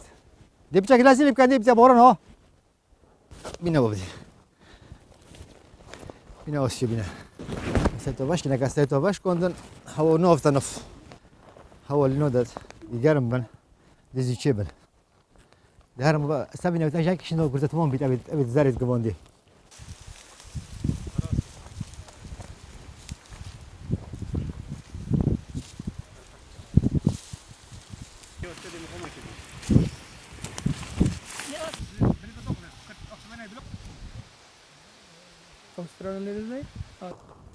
دي بين دي يا خدي بسم الله الرحمن الرحيم جاي استرا وجدت بيو او الجريدان بشتينجي وجدت ملا بيباني يا خدي سامي مشكله سامي دي استيت مشكله بنفرض بهول ندت راس جي راست بشتي سي هاي بودين درين دي دوينا باروجي كاينه جيشا تقريبا 15 روز ديمينيت بشتي 15 روز دي هين جورا كودي دي دو قطين آها قطين فوق جليرة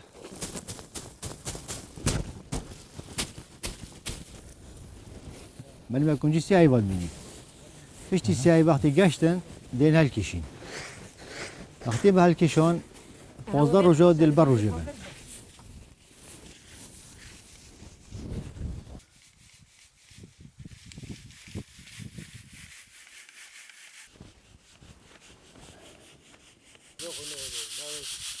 إذا أخذت تعين ليه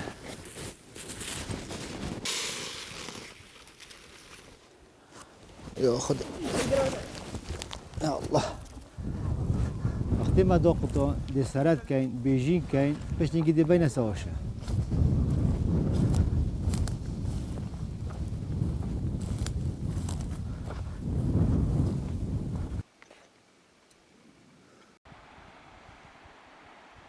سود قالك چونكي جينجا بيس نوبيت اولا جينجا بيس نوبيت جينجا فوقجا منطقه پیشنابید نبینه غابات آخر غابات پیشنابید.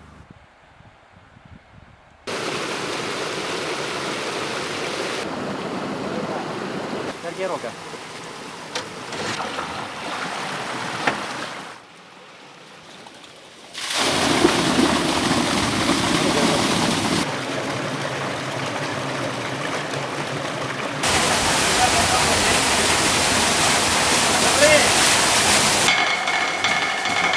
هذا أشي حسين بوكرمانيا تقريبا عمري ما 50 سالة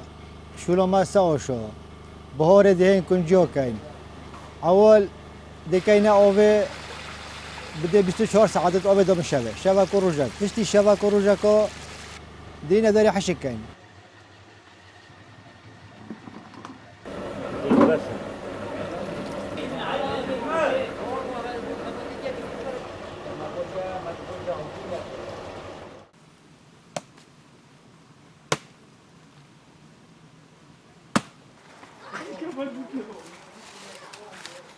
هلبي فرني جي أغري دهال كاين أغري فرني أغري دورة دهال كاين فرني كاك هلبي اللي كانت فرني دو ساعات كده فرني دو من إيش جمرك دراوات تيج بدل خديت بيو يعني فول بيت درجة كا فول بيت نكو نو قليل تيو قليل وقتي قليون ندرت تقول صور بيته وقتي صور بيا با دي بشتيجي بال بيجيكي كيا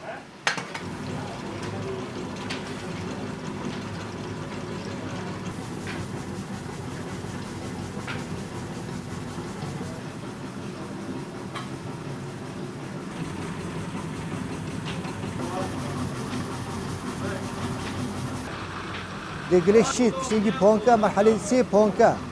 هونك دقلش بدأ دري يعني اشتقت دونهم يدي بونكش بيد بشتيجي دي حاول كا ساوشة تدا برا ساوشة اوجي اوفي شولت كات ناب اويدي شولت كات اول اوفر ريبورتيت اوف اختي اوف ريبورتيت ديل بارونودا تختي بارونودا دي اويزفري تختي اويزفري دي كل جوكات دولة دو تختي كل دولة دو دي جورا كودي دتعين دي تاخوري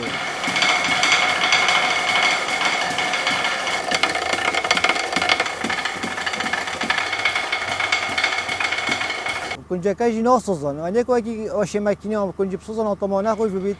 براكاج دي تازيبيت وجابي كان صولا عملنا تقريبا 50 صولا 200 هم تيم خو كن جوليت كاين ترى خوليت كاين يدي جام داني ياخذونه وشا او خوليت كاتو بدفروشي يعني 50 صولا شو ما هذا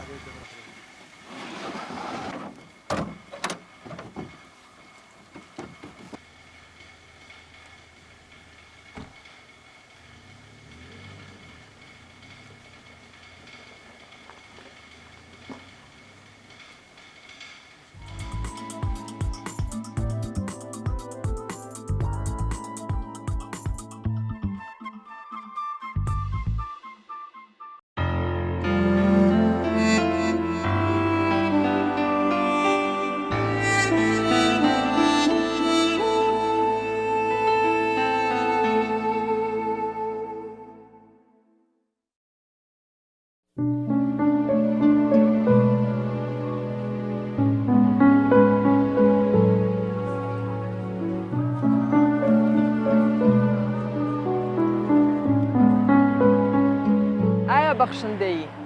سروشتی مرۆڤە یاخود لە ڕێگای کۆمەڵگا و دابوو نەریت و ئاینەوە فێری دەبێت.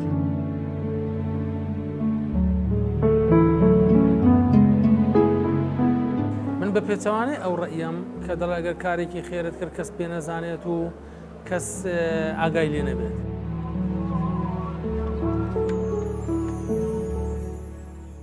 هەر ملەتێک ئەگەر بەهای مرۆڤایەتی و لە تەچدا کۆمەڵێک بەهای جوانی ئاینی و کۆمەڵایەتی بوونی هەبێتن بێگومان کاری خێرخوازیش بوونی دەبێت.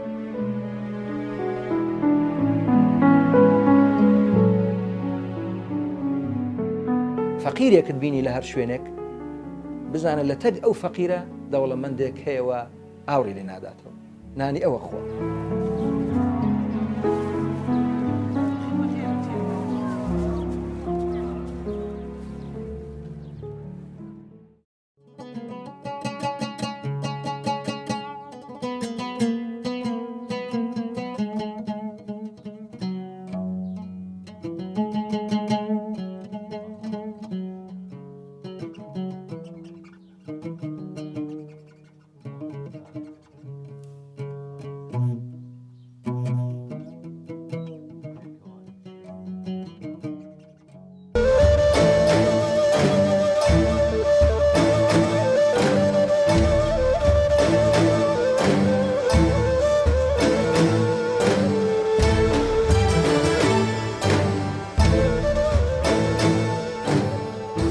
تماشاوان نجات ساعت دوم یا پاشیوا دهیدا ج کردستان بسیاری هم خود حس کرده دیالا بردام بین خود حس کرده ساعت شده می دست تور هر واسه مجار خود تندرستی کین اما ابروکش زیادتر بحثا یعنی دانا شیر دیکی جبوی زارو کاپین کا چند گرینگ خو هيا چا جالی تندرستی و شیر دیکی آنکو سروشتی باشتره شیر خودی کامی دی بابتی خود حس کرد گل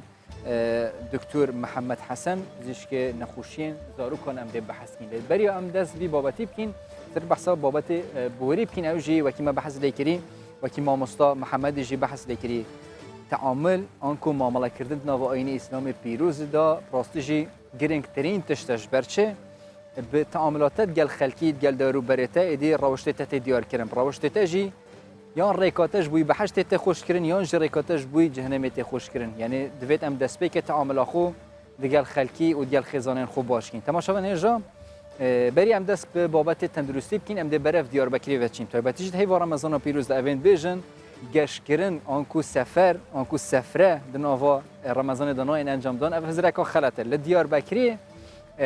تا بتیج با کوره کردستان جیب گشتی گشتین انجام داد هیوا رمضان پیروز دا ل نپروش ل دم بربانگی ل دم افطاری خلک که زور قصد پارکن موزن کن هم بربانگا خول ورید کن هم جی وکه گشتک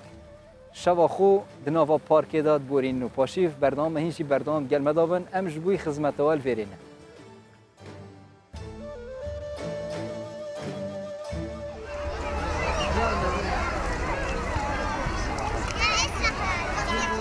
اف در پارکا نوروز یا ناوچه ناوندی دیاربکر باغلاره ل دیاربکر یک جدورین کو آماده کارین فطار هری گلک برنگین و به تفگر دردکوه هولیجی پارکا نوروزه کو دیاربکری جبچوکان حتا مزنان جبو فطار دهرکن ویدره و خوارنین خواجی لویدره دپجینن لوی پارکه بگیرانی مالبات لهف دجون و برای بازک سیرانی فطار خواه لویدره ودکن والله میرو هاتنا امروجینا هاتنا ویدره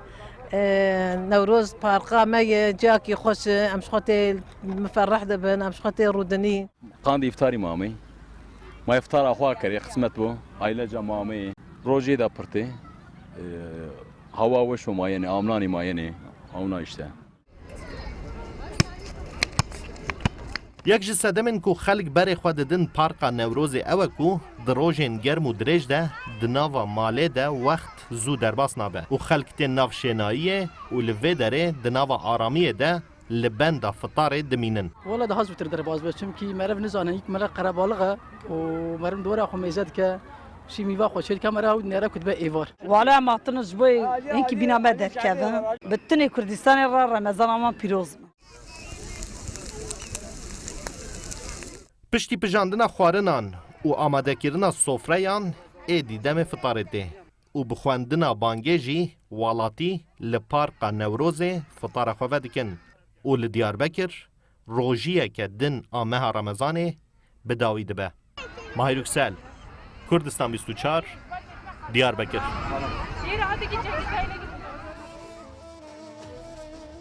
هی زور سپاس با افکار ما مهاری پراستیجی اف خلکی دیاربکری گشته که خوش جید کنو ری فتاره که خوش جید نوا پارکا نوروز یا مازن یا دیاربکری داد کن پراستیجی فکر که خوش یعنی زر که خوش امروز جدر و نل خارنگی ها نجیل مال جدر و پارک که مازن فتاره خوب کرد تماشا نجای که مل بریا پاکیجا دیاربکری بحث کردی خود حس کردم ده میوانداری دکتر محمد حسن پزشک تایبەتمەند نەخۆشیên منداڵان کین ئەم دیزەتر بەحسا شیردانا دایکی ji بووی zarokakîn ka çend giringiya xwe heye jaliyê tenduristî ve çend tenduristiya zarokî baştir e eger şîrê daykê bête dayîn em dê dest vî babetî kîn û Dr. Mihemed zor zor bi xêr bê. زۆر سپاس û Remezan te pîroz. لێوەش پیر هەزار لەو مسلمانان. دکتۆر ئەمە بەباسی شیردانی سروشتی بکەن ینی شیری دایک لە بۆ منداڵان زۆر زۆر یعنی باس کراوە لەلایەن تەندروستیەوە بۆ ئەوەندە گرنگی بە پێدانی شیری دایک لە بۆ منداڵەکەی باس کرا لەلایەن نوشداران. سەرەتا زۆر سپاس بۆ دەرفەتێکە بۆتان ڕەخساندم. منداڵ بە شێوەیەکی گشتی جیهانی منداڵ ژیانی منداڵ کاتێکی دیاریکرا و هەستیارە. منداڵی لە سەرەتای دەستپێکردنی ژیانیەوە بە هەستیارترین قۆناغەکانی دادەندرێت بۆ گەشەی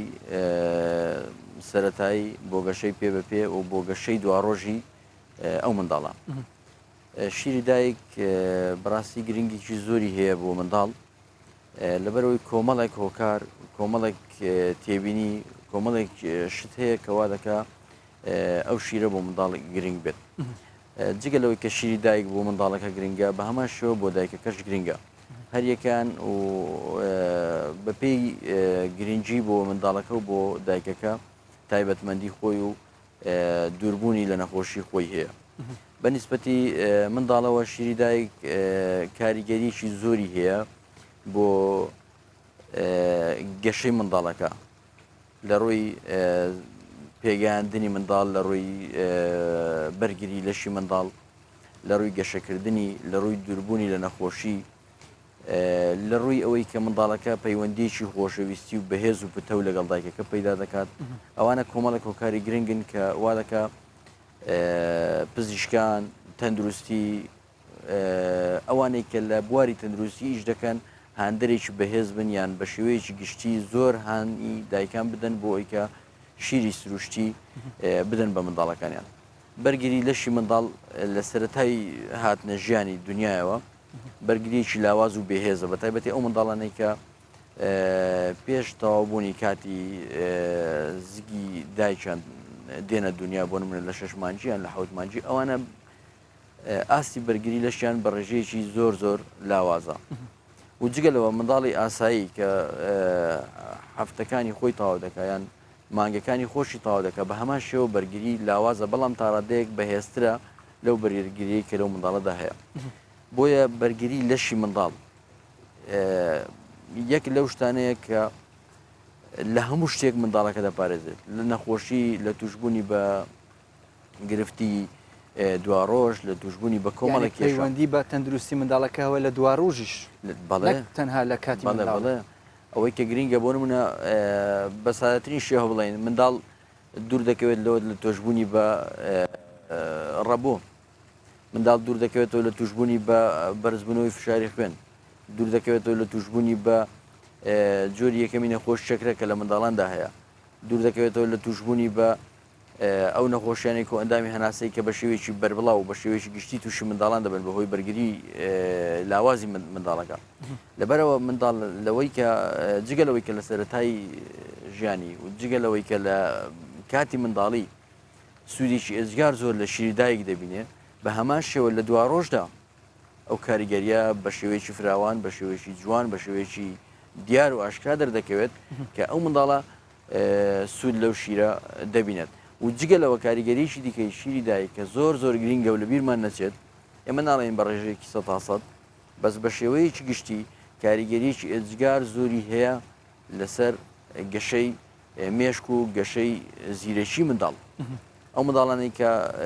شیری دایکیان بەکاردێنن یان شیری دایکیان پێدەدرێت بە تایبەتی کە دایکەکە بە شێوەیەکی تەندروستی و بە شێوەیەکی تەندروست خۆی ڕادێنێت کە بتوانێت شیری ئاسایی شیری سروشتی شیرێک کە پێویستە بۆ گەشەی ئەو منداڵە ئەو شیرە کە دەدات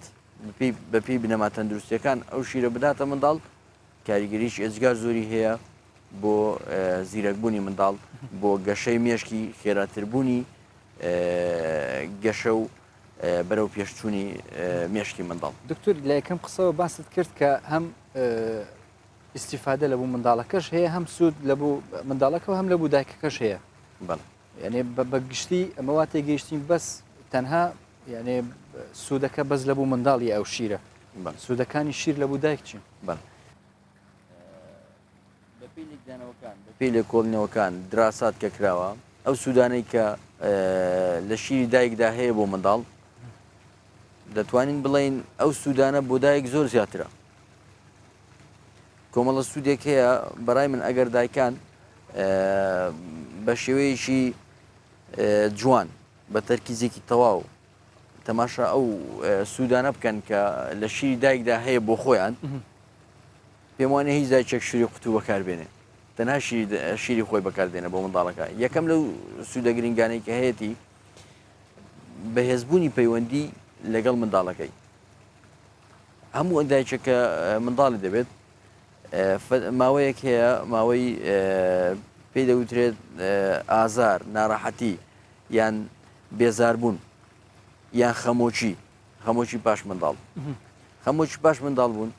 یەک لە هۆکارەکانی ڕزگاربوون بۆ خەمۆکی پاش منداڵ بوون کە ئەوە دەتوانین بڵین شتێکی تاڕادەیەک وەکو ترسناک ئاژمار دەکرێت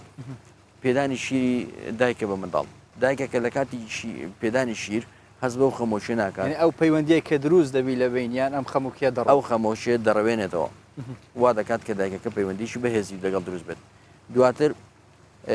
جگە لەو پەیوەندیە بەهێزە دوورکەوتنەوەی نەخۆشیەکان لە دایک کۆمەڵێک نەخۆشی زۆر هەیە کە بەهۆی شیرپێدانی دایشی بە منداڵەکە دایکەکە لی دوور دەکەوێتەوە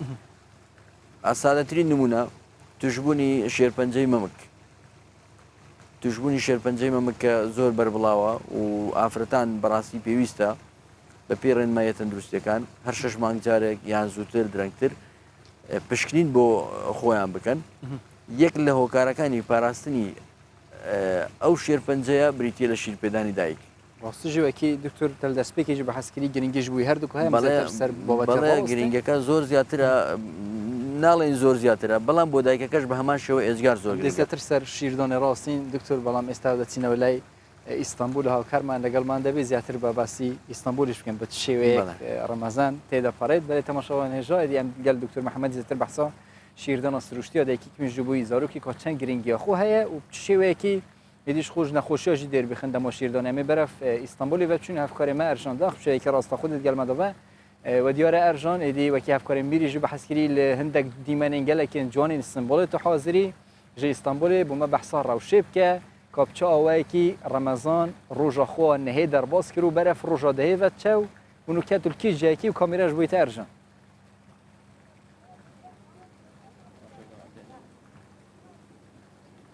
شوان ئەو دەماتەژی باش بە و پاشیوەژی بەخێر بە ئەم هەول لەدن و ji بۆ بەرنمەیە پاشیوێ لە ستانبولێ هەر ji بۆ بەرنمەیە پاشیوێ لە دەڤێرên جودا لە یەن ستانبولێ لە جیهێن خۆش وەشانە خۆی پێکبینین ئیرۆژی ji بۆ vê پاشیوە ڕۆژە دەهێژی ئەم هاتن پیار لۆتی li nav sînorên navçeya Eyûbê cî digire û nêzîkî tirbeya sahabeyî navdar Xalid bin Zeyd Eyûb el Ensarî ye weke li İstanbulê li her deverên ku diyarkirî hene ku dema paşî û fitarê gelek li vû lebateke zêde heye yek ji wan cîhan jî Pierre Lotiyê ku niha em lê rawestiyane li Pierre Lotiyê jî heta be dema paşî wê jî li vû lebatekek zêde hebû heta beriya nîv saetê jî ew li vû lebat zêde berdewam dibû piştî nîv saetê din jî millet berê xwe dide hêdî mala xwe diçe çimkî êdî li İstanbulê jî dema paşî wê jî bi dengê daholan dest pê kir û heta piştî saet û nêzîkî saet û nîvekê jî dema paşî wê li İstanbulê de bi dawî bibe ji bo meha Remezanê li İstanbulê me di serî de jî gotibû amadehiyên taybet têkirin weke her sal îsal jî bi taybetî giringiyeke mezin tê dayîn li mizgeftên mezin hem ciyê ku em lêr ne bi qasî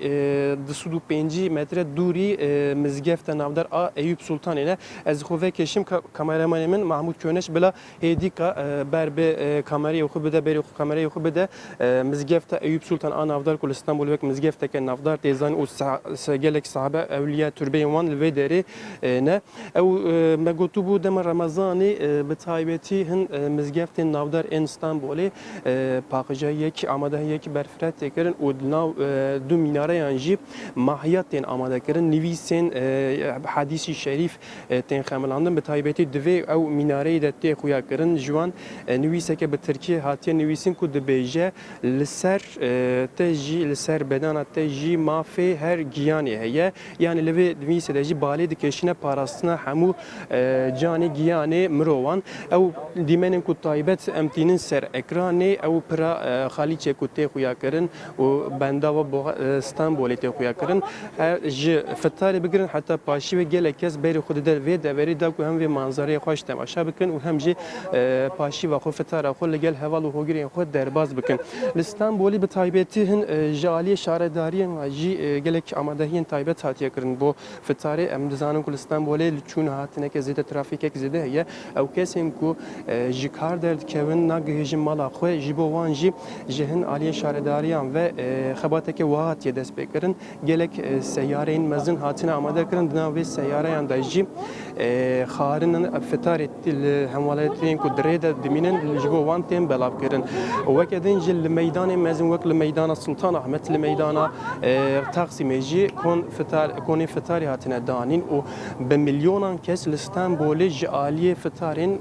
کو جالی شارداریان و یانجی جالی خیرخوازن و هاتنه آماده کردن فتار خود کن به وی آوای جی لستانبول ام دکارن بیجین چالاکین شاین جی جدا تکرن لستانبول هر زیده لناف ترکیه لناف گوری باجرندن چالاکین زیده ترین بو مهر رمضان لباجر استانبول تکرن جوان چونکه جزده 16 میلیون 17 میلیون کس لستانبول دیجن و هجماره که زیده جی پنابر هنه پنابر جی بخیروان کونن فتاره فتاره خو لگل همولاتین نشتجیهن استانبول درباز دکن ادی دروجا دهه دنه ام دروجا دهه دنه رمضان استانبولي وكاس لغوري امهنك بحثا كشو هواي بكن جوان لغوري سالم بوري دمها رمضان يدا ايسال هواي ك خوش هي هنيك هم ولاتين كو بتايبتي او كاسم مزن بيرو كالم مزن كو جبر گرماهي هواي دكاتن تنغاسي لبل ايسال كش روشك وهان نينا يعني زياده گرماهي هواي زياده نينا هواي ك گلك هنيك حتى نهاجي دمن هواي هنيك تا روجيگر روجيا خو درباز دكن وحتى داويه روجا داويه مه رمضان جی به چالاکی جدا به آمبیانسان که جدا ده مه رمضان روزی جی و بردوام بکن جوان راستی جی ایدی کشوهای که خوش دیمنن جوان استانبول بشه که راستخو هفکاری مرجان داغ جی استانبول دیگر ما دبوی زور سپاس بوده ایدی تا گلب تام بحثا روشه که رو چالاکی زیادت نوا استانبول دا دین انجام دان تا بحثا خیوتا کر یعنی میلیونا خلق دنوا خیوتین کل نوا جادین استانبول تین داین فتار خود کن هیوید کین کچا تا سبتان بحث کرد صبحی ام دیمن آجیب بینین یعنی پاکیج که طیبت سری بابتی مهبت جالیت و ارجان دی ممنون تبین طیبت جبوی پاشی و زور سپاس و ترجم شوی که راست خوش استانبول دیگر مدابی ولی تماشا نجام بردان کیم سر پاشی و توار خو تندرستی دا دکتر محمد زیاتر باسی شیری دایک لبو مندال مثلا هیز نخوشیک دایک اگر توش بوبید نبید شیری خوی با مندالکی بده یعنی هیز نخوشیکی آهنیه که دایک توش بوبید بله بە شێوەیەکی گشتی ڕێنمایە تەندروستەکان و هانی دایکان دەدەن کە شیر بدەن بە منداڵەکان دەتوانین بڵین ڕێژەیەکی ئێجگار زۆر کەم نەخۆشی هەیە کەوا دەکات دایکەکە بێبەشکات لە شیرپێدانی منداڵەکەی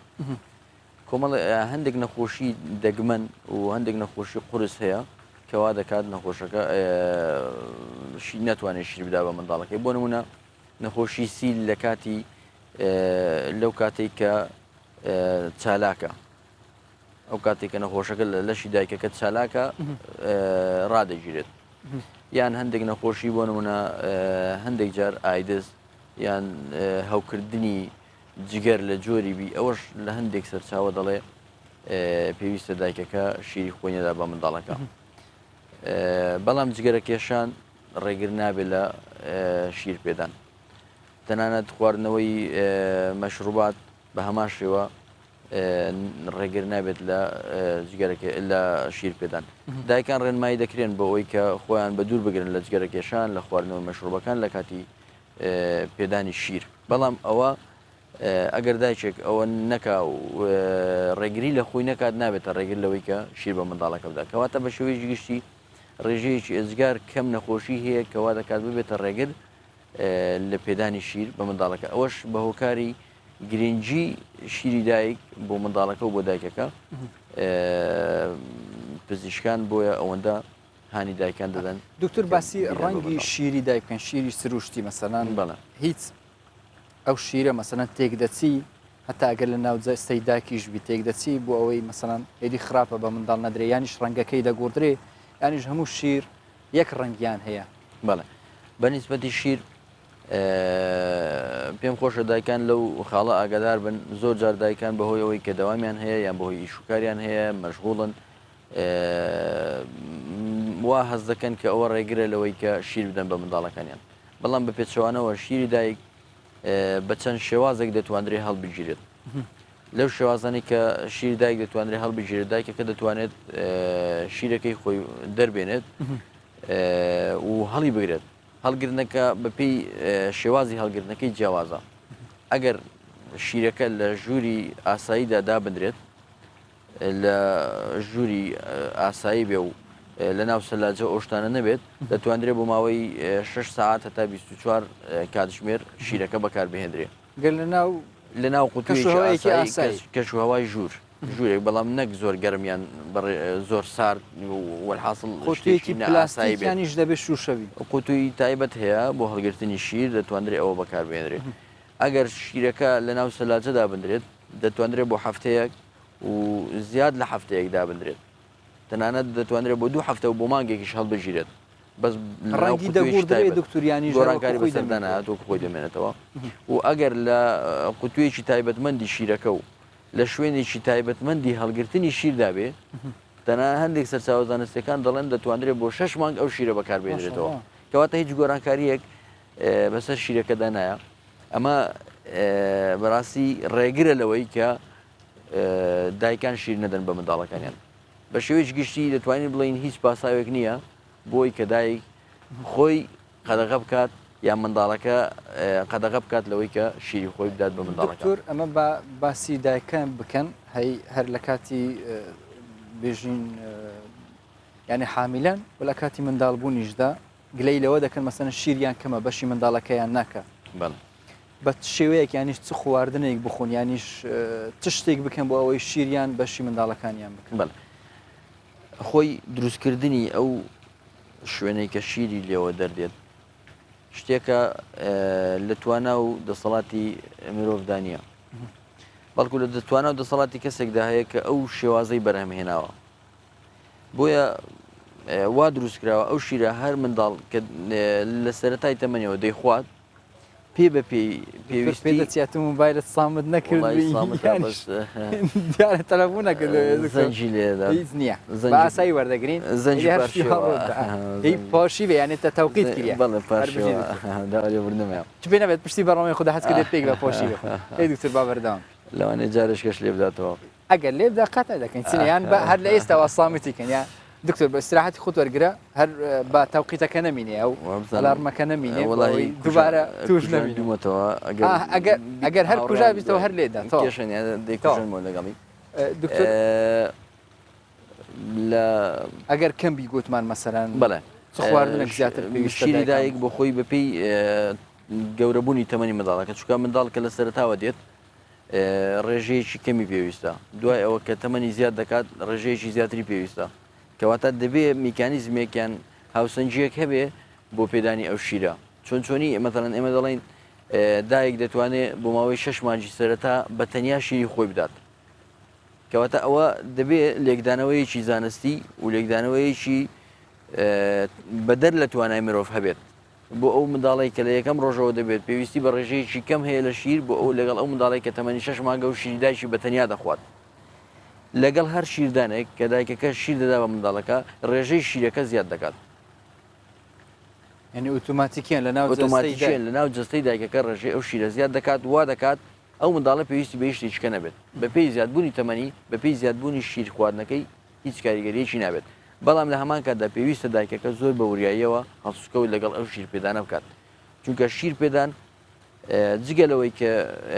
ژیانێکی کەشی دێنێتە سەر لە هەمان کاتدا دایکەکە بۆ خۆی لە دوای منداڵبوون ناڕەحەتە و کاریگەری منداڵبوون و شەکەتی منداڵبوونی پێوە دیارە بۆیە پێویستە هاوسەنجیەک ڕابگرێت پێویستە دایکان بە شێوەیەکی گشتی زۆر بایەق بە تەندروستی خۆیان بدەن لە کاتی شیردان زۆر وریا بن و هەڵسوکەوت و مامەڵیان لەگەڵ منداڵ لەگەڵ دەوروبەر لەگەڵ هاوسەرەکانیان بکەن کەش و هەواکی ئارام کەش و هەواکی وا دروست بکرێت کە ئەو دایکە لە ڕووی دەرونیەوە بە تەواوی ئامادە بێ بۆ شیر پێدان چونکە لایانی دەرونی کاریگەریەکی ئەجگار زۆر گەورەی هەیە لە سەر شیر پێدان لە بیرمان نەچێت کە تەنیا تەندروستی لەش تەواو نییە بۆ ئەوەی کە ئەو دایکە بتوانێت بە شێوەیەکی ئاسایی بەڵکو لایانی دەرونی ئامادەکردنی لایانی دەرونی دایکەکە لە لایانی هاوسەرەکەیەوە لە لایانی کەسوکارەکەیەوە لایانی دەوروبەرەکەیەوە ئەوانە هەمووی هۆکارن بۆ زیادکردنی شیر و پێویستە دایکان ببوورە دایکان پێویستە لە کاتی شیرپێدان بەڕاستی زۆر وریابن لەگەڵ خواردن چونکە خواردن ڕاستەوخۆ پەیوەندی بە زیادمەوەی زیاتر باسی ئەو خاڵ بکەین بەڵام ئێستا دەچینەوە دیاربەکر و دوای دەگەڕێنەوە مەسەن دوور بن لە چ خواردنێک زیاتر چ خواردنێک بخۆن و بەتایبەتش لە مانگی ڕەمەزانی پیرۆز زۆر باش بەڵێ تەماشاوان هێژە پاشی بەردەوام کە شوەیەکی ڕاستەخۆمی بەرەف دیاربەکری وێ بچین ئەفکارێمە مۆهەری یوکسەل شوەیەکی ڕاستەخۆ دیگەڵمەدەمە مۆهر ئەفدەمێتە باش بەریانها مەپۆکەژێک تایبەت دیت دەربارەی خواردنا فتاری لە پارکا مەزن یا نەورۆزێ تا حاضر کرد بەتەرم بەحسا پاشی وێ بکینێ دی پاشیف بە شێوێکی تێخواردن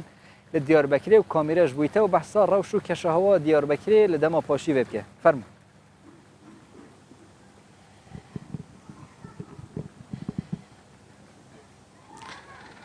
دەمباشوان پێشێت خوازم بەحسا vê derek bikim ku em nihalê ne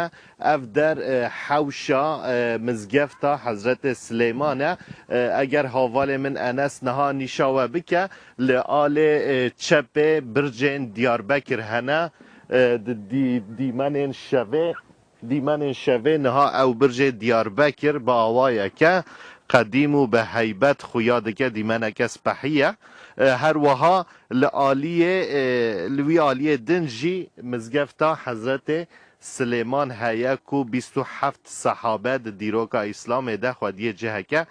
گلکی گرینگه او درجی مزگفتا حضرت سلیمان جنوب رستوراسیون درکتیه به دیمن شویجی گلک سپحی خویا دکه مخواست بوان دیمنان ام دست به و شان خوا بکن نها ام ورن سر مجار خوا جوان نها عالمک زانیارک لجم منه جیگر سروک سندیقه دیانت یا دیاربکر برز یحیی اوگر ده لگل مبه اما لگل برز یحیی اوگر لسر معنویت رمضان باخفن گلو مها رمضان روژی گرتن باندورک چاوا لسر معنویت مروانیانی دیرونی مروان دکه اما بکرتاسی لسر ویه که گوتو بجه که لگل برز یحیی اوگر و بکن برز اوگر هون بخیر هاتن و شانمه خیره خدای لوابه و شباب پیروز بو خدای بخیری که و شواهانه معلوم افهم مها رمضان حقیقتا مهکی پر مزن جبوی ما معنویت هایی پر مزنن جبوی ویا önem dedin معنویت رمضان تدی İnsan mina makineye yazdeme emvedu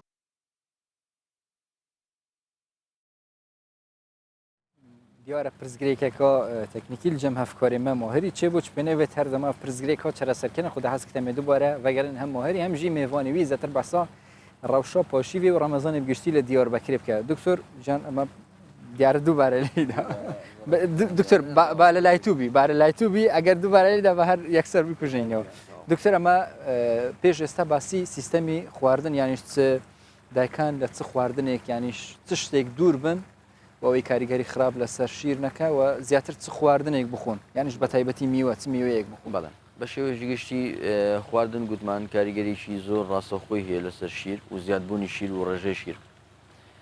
پێویستە دایکان وریابن لە خواردن هەڵبژاردننی خواردن ئەوەی کە گرینگە زۆر گرنگە و بایەخدارە بۆ خواردن و جۆری خواردنی هەمە چەشن و جۆرا و جۆرە جۆرا و جۆری خواردن یەکێکە لەو هۆکارانی کەوا دەکات دایکەکە هەم بێزار نەبێت لە جۆری خواردن و هەم سوودی زیاتری هەبێ بۆ زیادکردنی شیر ئەمە بە شێوەیەکی گشتی زیاتر هانی دایکان دەدەین بۆ وەرگرتنی شلەمەنیەکان شلەمەنیەکان بە هەموو جۆرەکانیەوە هەر لە سوپۆ بگرە تاوەکو دەگاتە شەربەت و تاوەکو دەگاتە ئاو تاوەکو دەگاتە هەموو ئەو جۆرەشتانەی کە ڕێژەی شلان تێدا زۆرە ئەوانە زیاتر کاریگەریان هەیە لەسەر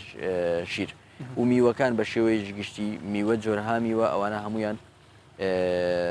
سوودیان هەیە و سوود بەخشن بۆی کە ڕێژەی شیری دایکەکە زیاد شتێک قەدەغە کراو نییە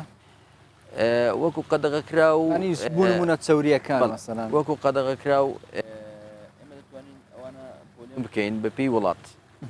لە وڵاتێکەوە بە وڵاتێک لە شوێنێکەوە بۆ شوێنێشکە جیاوازە بە شێوەیەکی گشتی دەتوانین بڵین قەدەغەکراوی ڕاستەوخۆمان نییە بەس هەندێک جۆرە خواردن هەیە بۆ نمونە لەوانەیە ئەو دایکێکە بیخوات کاریگەری لەسەر منداڵەکە هەبێت بۆ نمونە لە زیادکردنی غازات لە زیادکردنی ناڕەحەتی لە هەندێک شت وا دەکات ئەو منداڵە بێزار ببێت لە شیرەکە. ئەلەو خواردنانەی کە زۆر جار لێرە لە وڵاتی خۆمان لە کوردستان بەکاردێنرێت و تا ڕەدەیە کاریگەری لاوەراپیان هەیە لەسەر شیری دایک بۆ منداڵەکە بریتە لە جۆرە باقلەمەنیەکان کە ئەوانە ڕێژەی غازات دەتوانین بڵێن زیادە نیسکە نۆکە یان پیازە هەندێک جار سیر بۆ نمونە خواردنەوەی مەشروباتی غازی ئەم خواردنانە بخوا کاریگەری لەسەر شیر دەبێت کە دەدرێت بە منداڵەکە کاتێک کە ئەو شیر دەدرێت بە منداڵەکە کە ئەو خواردنانەی تێدا یان لەو خواردنانەوە وەرگیراوە منداڵەکە هەست پێ دەکات و لەوانێ ناڕەحەتی بکات بەڵام ئەوە ناتوانین بڵین ئەو دایکە هیچ یەکێک لەو خواردنانە نەخوات هەستی کرد دایکەکە هەستی کرد کە لەگەڵ ئەو خواردنی کە دەیخوات منداڵەکە پێی بێزار دەبێت دەتوانێت کەمی کاتەوە یان بە ڕێژەیەکی کەمتر بیخوات یان ماوەیەکی زیاتری پێ بچێت بۆ ئەوی کە کاتی بێتەوە ئێمە دەتوانین بڵین لە وڵاتێک بۆ وڵاتی چکە بەپی سەرچاوە زانستیەکان کە پۆلیۆن کراوە دەگۆڕێت و لە کەسێک بۆ کەسێکی تر دەگۆڕێت لە شوێنێک بۆ شوێنێکی تر بەپی کەش و هەوا بە هەمان شێوە ئەوە دەگۆڕێت بەڵام بە شێوەیەکی گشتی لە ڕووی زانستیەوە دەتوانین بڵین هیچ خواردنێکی سوود بەخش قەدەغەکرااو نیە لەدایک لە کاتی شیر پێدان ئیلا جگە لەو خواردنانێک کە زیان بەخشن یان خراپن ئەوانەی کە بە شێوەیەکی گشتی بۆ تەندروستی لەش باش نییە کە ڕێژەیەکی زۆری چاوریە ڕێژەیەکی زۆری شیرینیە یان مەتەڵەن سوێری زۆر ئەوانە بۆ تەندروستی باش نییە هەم لە بوو دایک هەم لە بوو شیر لە بوو دایک هەم بۆ شیر هەم بۆ منداڵەکە پێویستە دایکان خوا بپارێزن لە بەکارهێنانی ئەو جۆرە خواردن دکتۆر باسی مانگە ڕەمەزانی پیرۆز بکەین مەسەلەن دایکێک منداڵی هەیە شیری دەداتێ و دەشەوێ بە ڕۆژووبی ڕۆژوگرتن دەبتە ڕێگر بووە ئەوەی مەسەلەن شیر بداتە منداڵەکەی یانیش ئێستا زیاتر باسی ئەو بابەتە دەکەین بەڵام ئەو پرسگرێکە و کێشەی پێشتر لە لای هاوکارمان هەبوو چارەسەر کرد دەچینەوە دیار بکر و زیاتر باسییان بابەتە دەکەین بەێ تەمەشەوەنێژۆ دی دووبارە مێڤەگەرنەوە جەمە ئەفکاری خۆ ماهری وسەلی و میێوانیویژی دەتر بەحسا ڕەوشە لە دیار بکرێەوە نوهە و دەمە پۆشیوێک کە ڕەوش چاوایە فەرم و ماهر دووبارە و کۆمیرەش بوویتە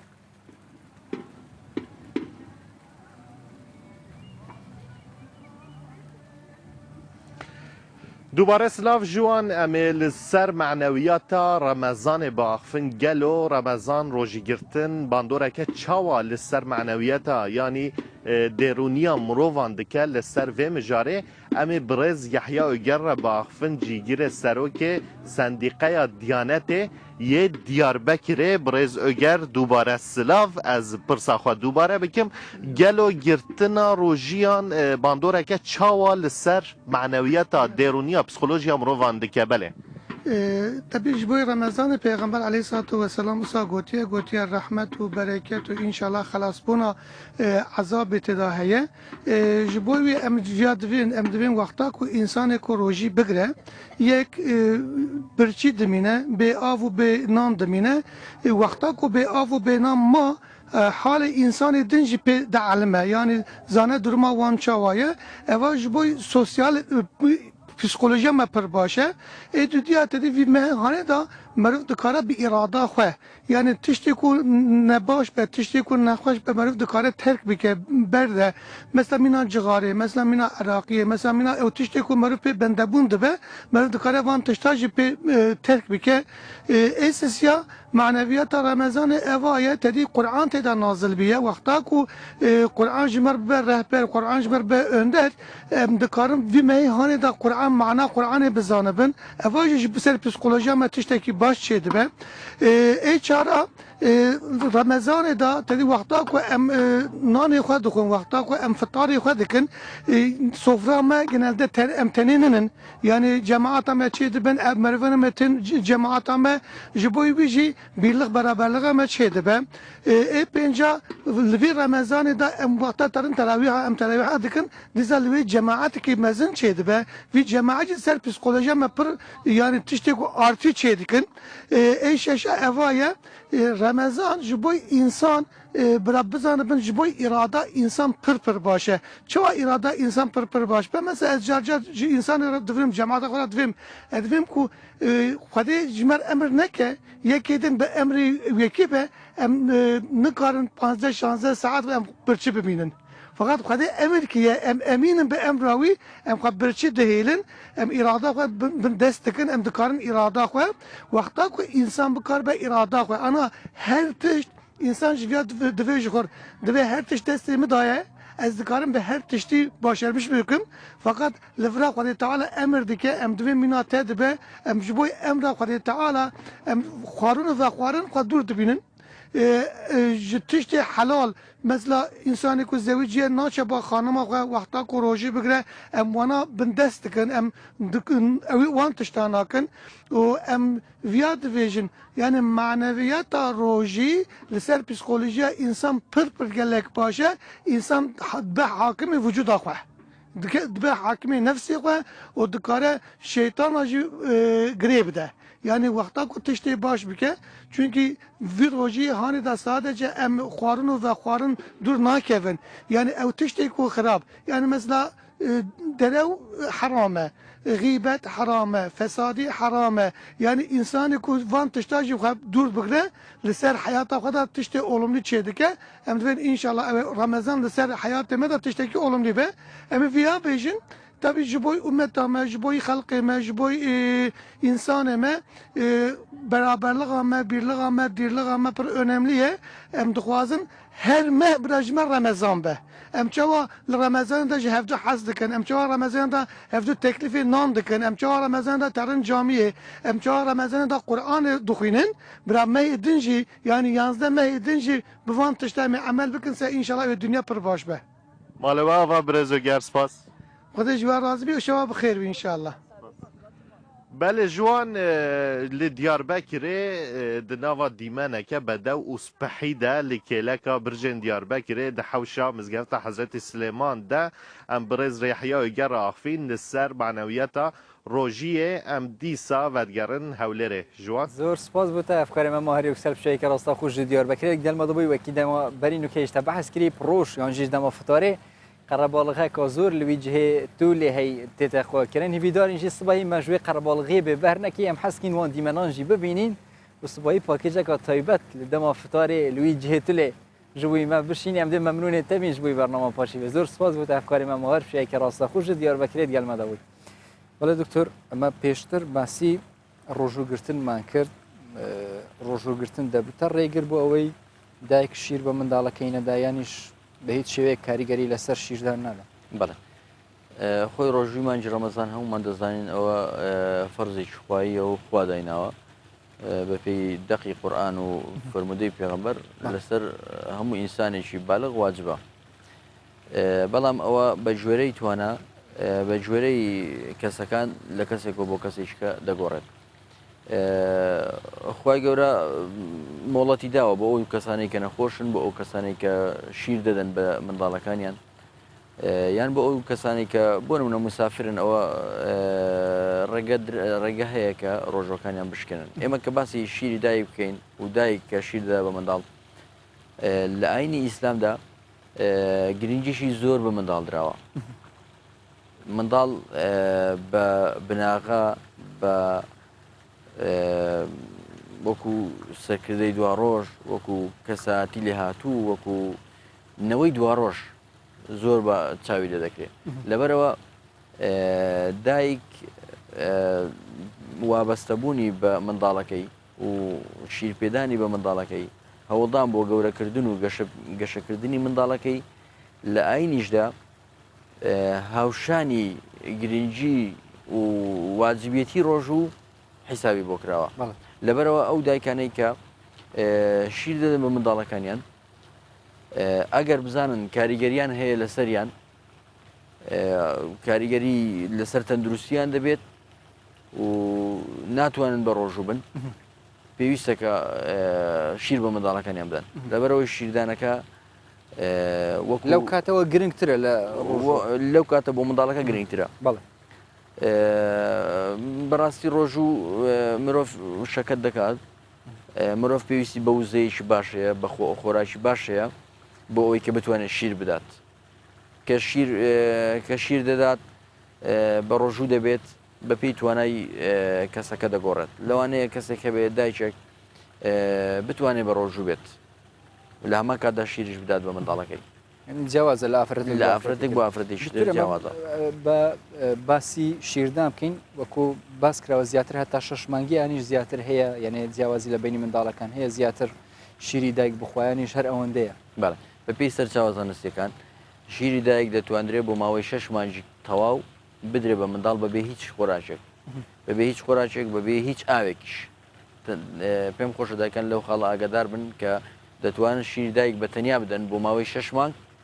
نە ئاو نە خۆراک نە شیر نە هیچ شتێکیکە نەدەن. بەڵام ئێستا هەندێک لێکۆڵینەوە زانستیەکان دەریان خستووە کە دەتوانرێت لە 4 مانگی بەسەرەوە هەندێک شتی سادە خۆراکی زۆر سادە بۆ نمونە هەندێک جۆرە میوە وەکو سێوە وەکو مۆز یان هەندێک جۆری تری میوە کە وەکو شۆربایەکی خەفیفی لێ بکرێ یان شۆربایەکی زۆر زۆر سادە دەتوانرێت بدرێ بە منداڵ. دکتۆر مەسەن دایکان هەن مەسەرەن چا یانیش ماست یانی شتیوا بە منداڵەکانیان دەدەن ئەمە ڕێپێدراوە لە چ تەمەنیان تەندروستیەوە مەسەرەن دوای تەوابوونی شیر پێدانی منداڵ دوای 6 یان باسیەوە دەگەین کە دەڵێن شیر پێدان 6 مانگی یەکەم 6 مانگی یەکەم دایکەکە دەتوانێت بە تەنیا شیری خۆی بدە بەبێەوە هیچ خۆراکێکی بدات.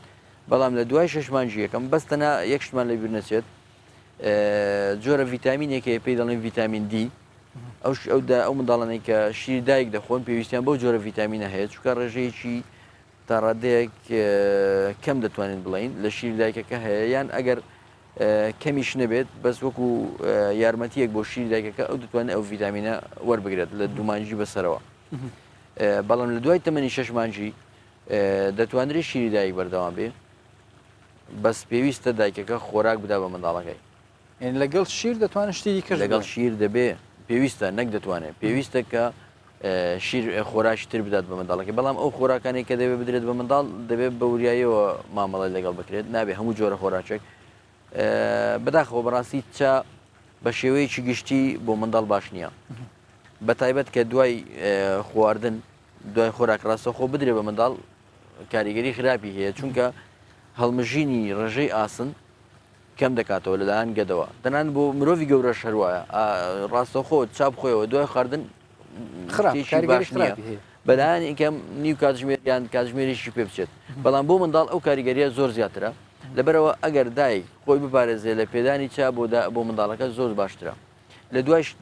تەمەنی 6 مانگی پێویستە خۆراک بدرێ بە منداڵ لەگەڵ شیر و شیری دایک دەتوانرێت بەردەوام بێت تاوەکو 2 ساڵ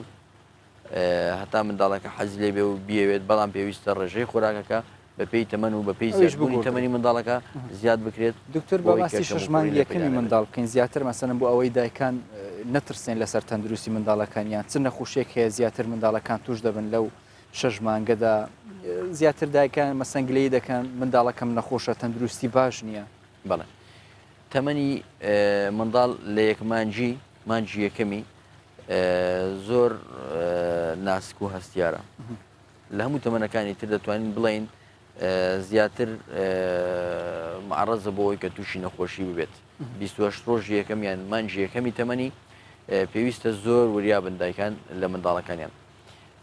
لەو تەمەنە لە تەمەنی یەکەمی لە تەمەنی مانگی یەکەم منداڵەکە کۆمەڵێک نیشانەی لە دەردەکەوێت کە تۆ هەست دەکەی کە ئەو منداڵە نەخۆشە یەک لە نیشانە گرنگەکان کە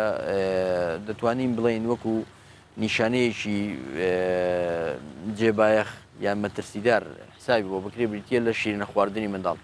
کاتێککە منداڵ شیری نەخوارد یان توانای نەبوو شیر بخوات یان توانای مژینی مەمەی نەبوو ئەو منداڵە دەتوانین بە نەخۆش دایبنین و پێویستە کە ڕاوێژ بە پزیشک بکرێ و سەردانی پزیشک بکرێت دوای ئەوە بەرزبوونەوەی پلەی گەرمی لەش هەبوونی کۆخە یان زیادبوونی ڕێژەی سکچوون یان زیادبوونی ڕشانەوە زارۆک هەمژی دایک هەمی تەندروست بن پیڤە تەندروستیەکە بۆش بۆ هەمی دایکا تایبەتیژی دەمێ شیردانە دیوەکی دکتۆریژی بە حەسلێکری گرنگترین تشتەوە دایک شیرێخ و یە سروشتی بدەتە زارۆکی خۆدا تەندروستیەکە باش هەردووکە هەبێت زۆر سپاسێدی دکتۆر جیان هەر کات ئەوەندە دەست دەدا خۆزگە بماتوانی با زیاتر باسییان بابەتە گرنگانە بابەتێکی گرنگەوە بزانم بۆەوەندە تەواو ناوێت حاڵ دەکەن لە ڕۆژانی داهاتوو زیاترم بابەتە باس بکەین دکتۆر تەندروستێکی باش بۆ هەموو پسپۆری نەخۆشەکانی منداڵان لە ناو بەرنامەی پاشی ئەو شەو لەگەڵمان بووی زۆر سپاس دکتۆر. زۆر سپاس بۆیەوە بله تماشاگران هجای برنامه پاشیف بردان کن هاجی میبرف بازار کرکوکی و بچینو بازار تایبتی خضروات انکو سوزوات و فقی جیت نوا بازار کرکوکی دا تایبتی لشوین رمضانی یعنی بازار وان گرم و گرتره بجروجه امی برف بازار کرکوکی و بچینو پاشیف بردان که هیچی بردان گلمه داود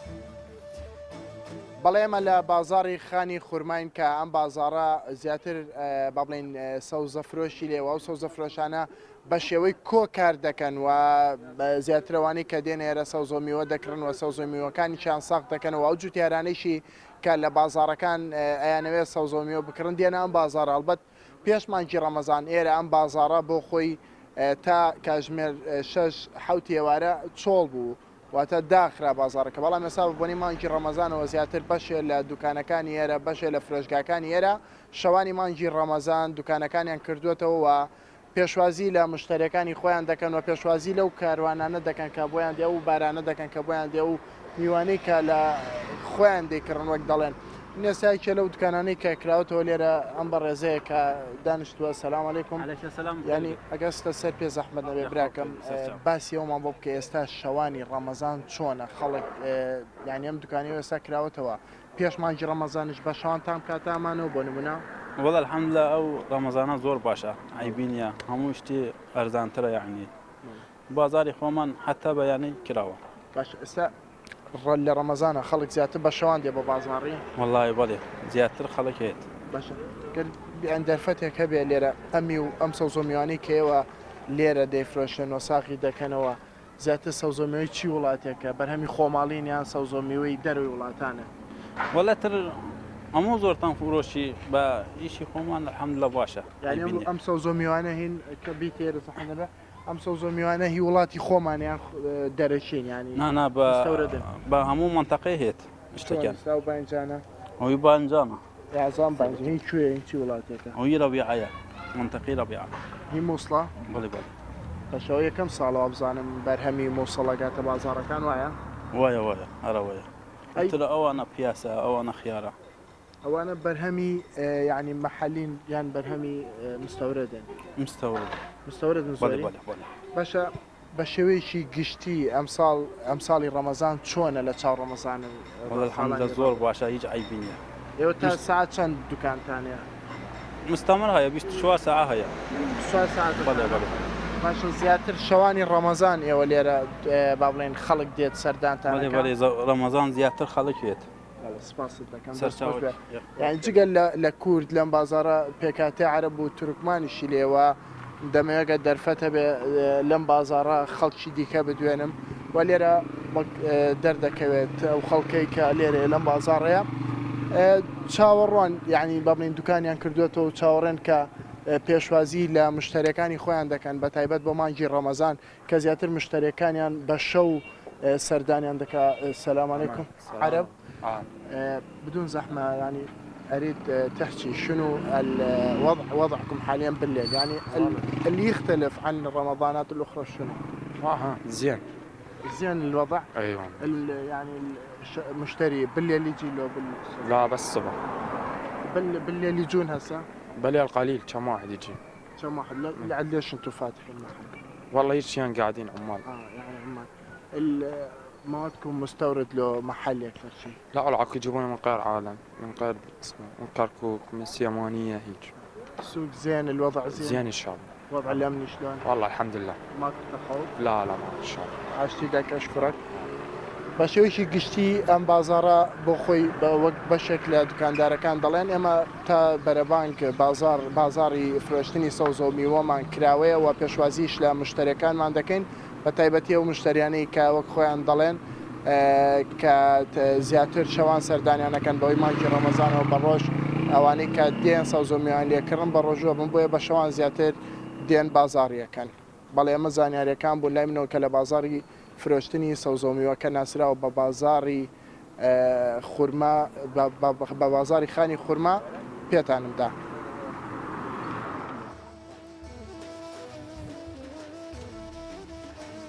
دی پراستیجی بازار خوش لی کرکوکی همجی پروژه همجی بشوی پیویا بازار که خوشتر جبویوان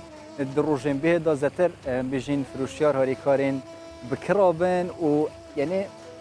حتى هندك نرخ ارزانتر لبن پاشیوا افشواجی پاشیوا دهج کردستان بسیاری شوی که راستخوام گله ها دابون جوراتا پیشکش کردن ویدیوهایی که مشیا بین خدمت ها بتون خود حس کرد شهرین بیجی ده بردام بینو اوین مجیلی پاشیف خورنی پاشیوا و خیر و برکت و صحت بتون مجبور نکن دعا بو مجیب کنو مش دعاین خوب به باهر نکنو پاشیوا و صحت بتو اوین پاشیف خارجی هدی آوه و خون حتی بته دم بانگی و رز صلوات ما قبیل کن جوان عابد گل استافه پاشیوت گل ها دابون و هر شاد بشه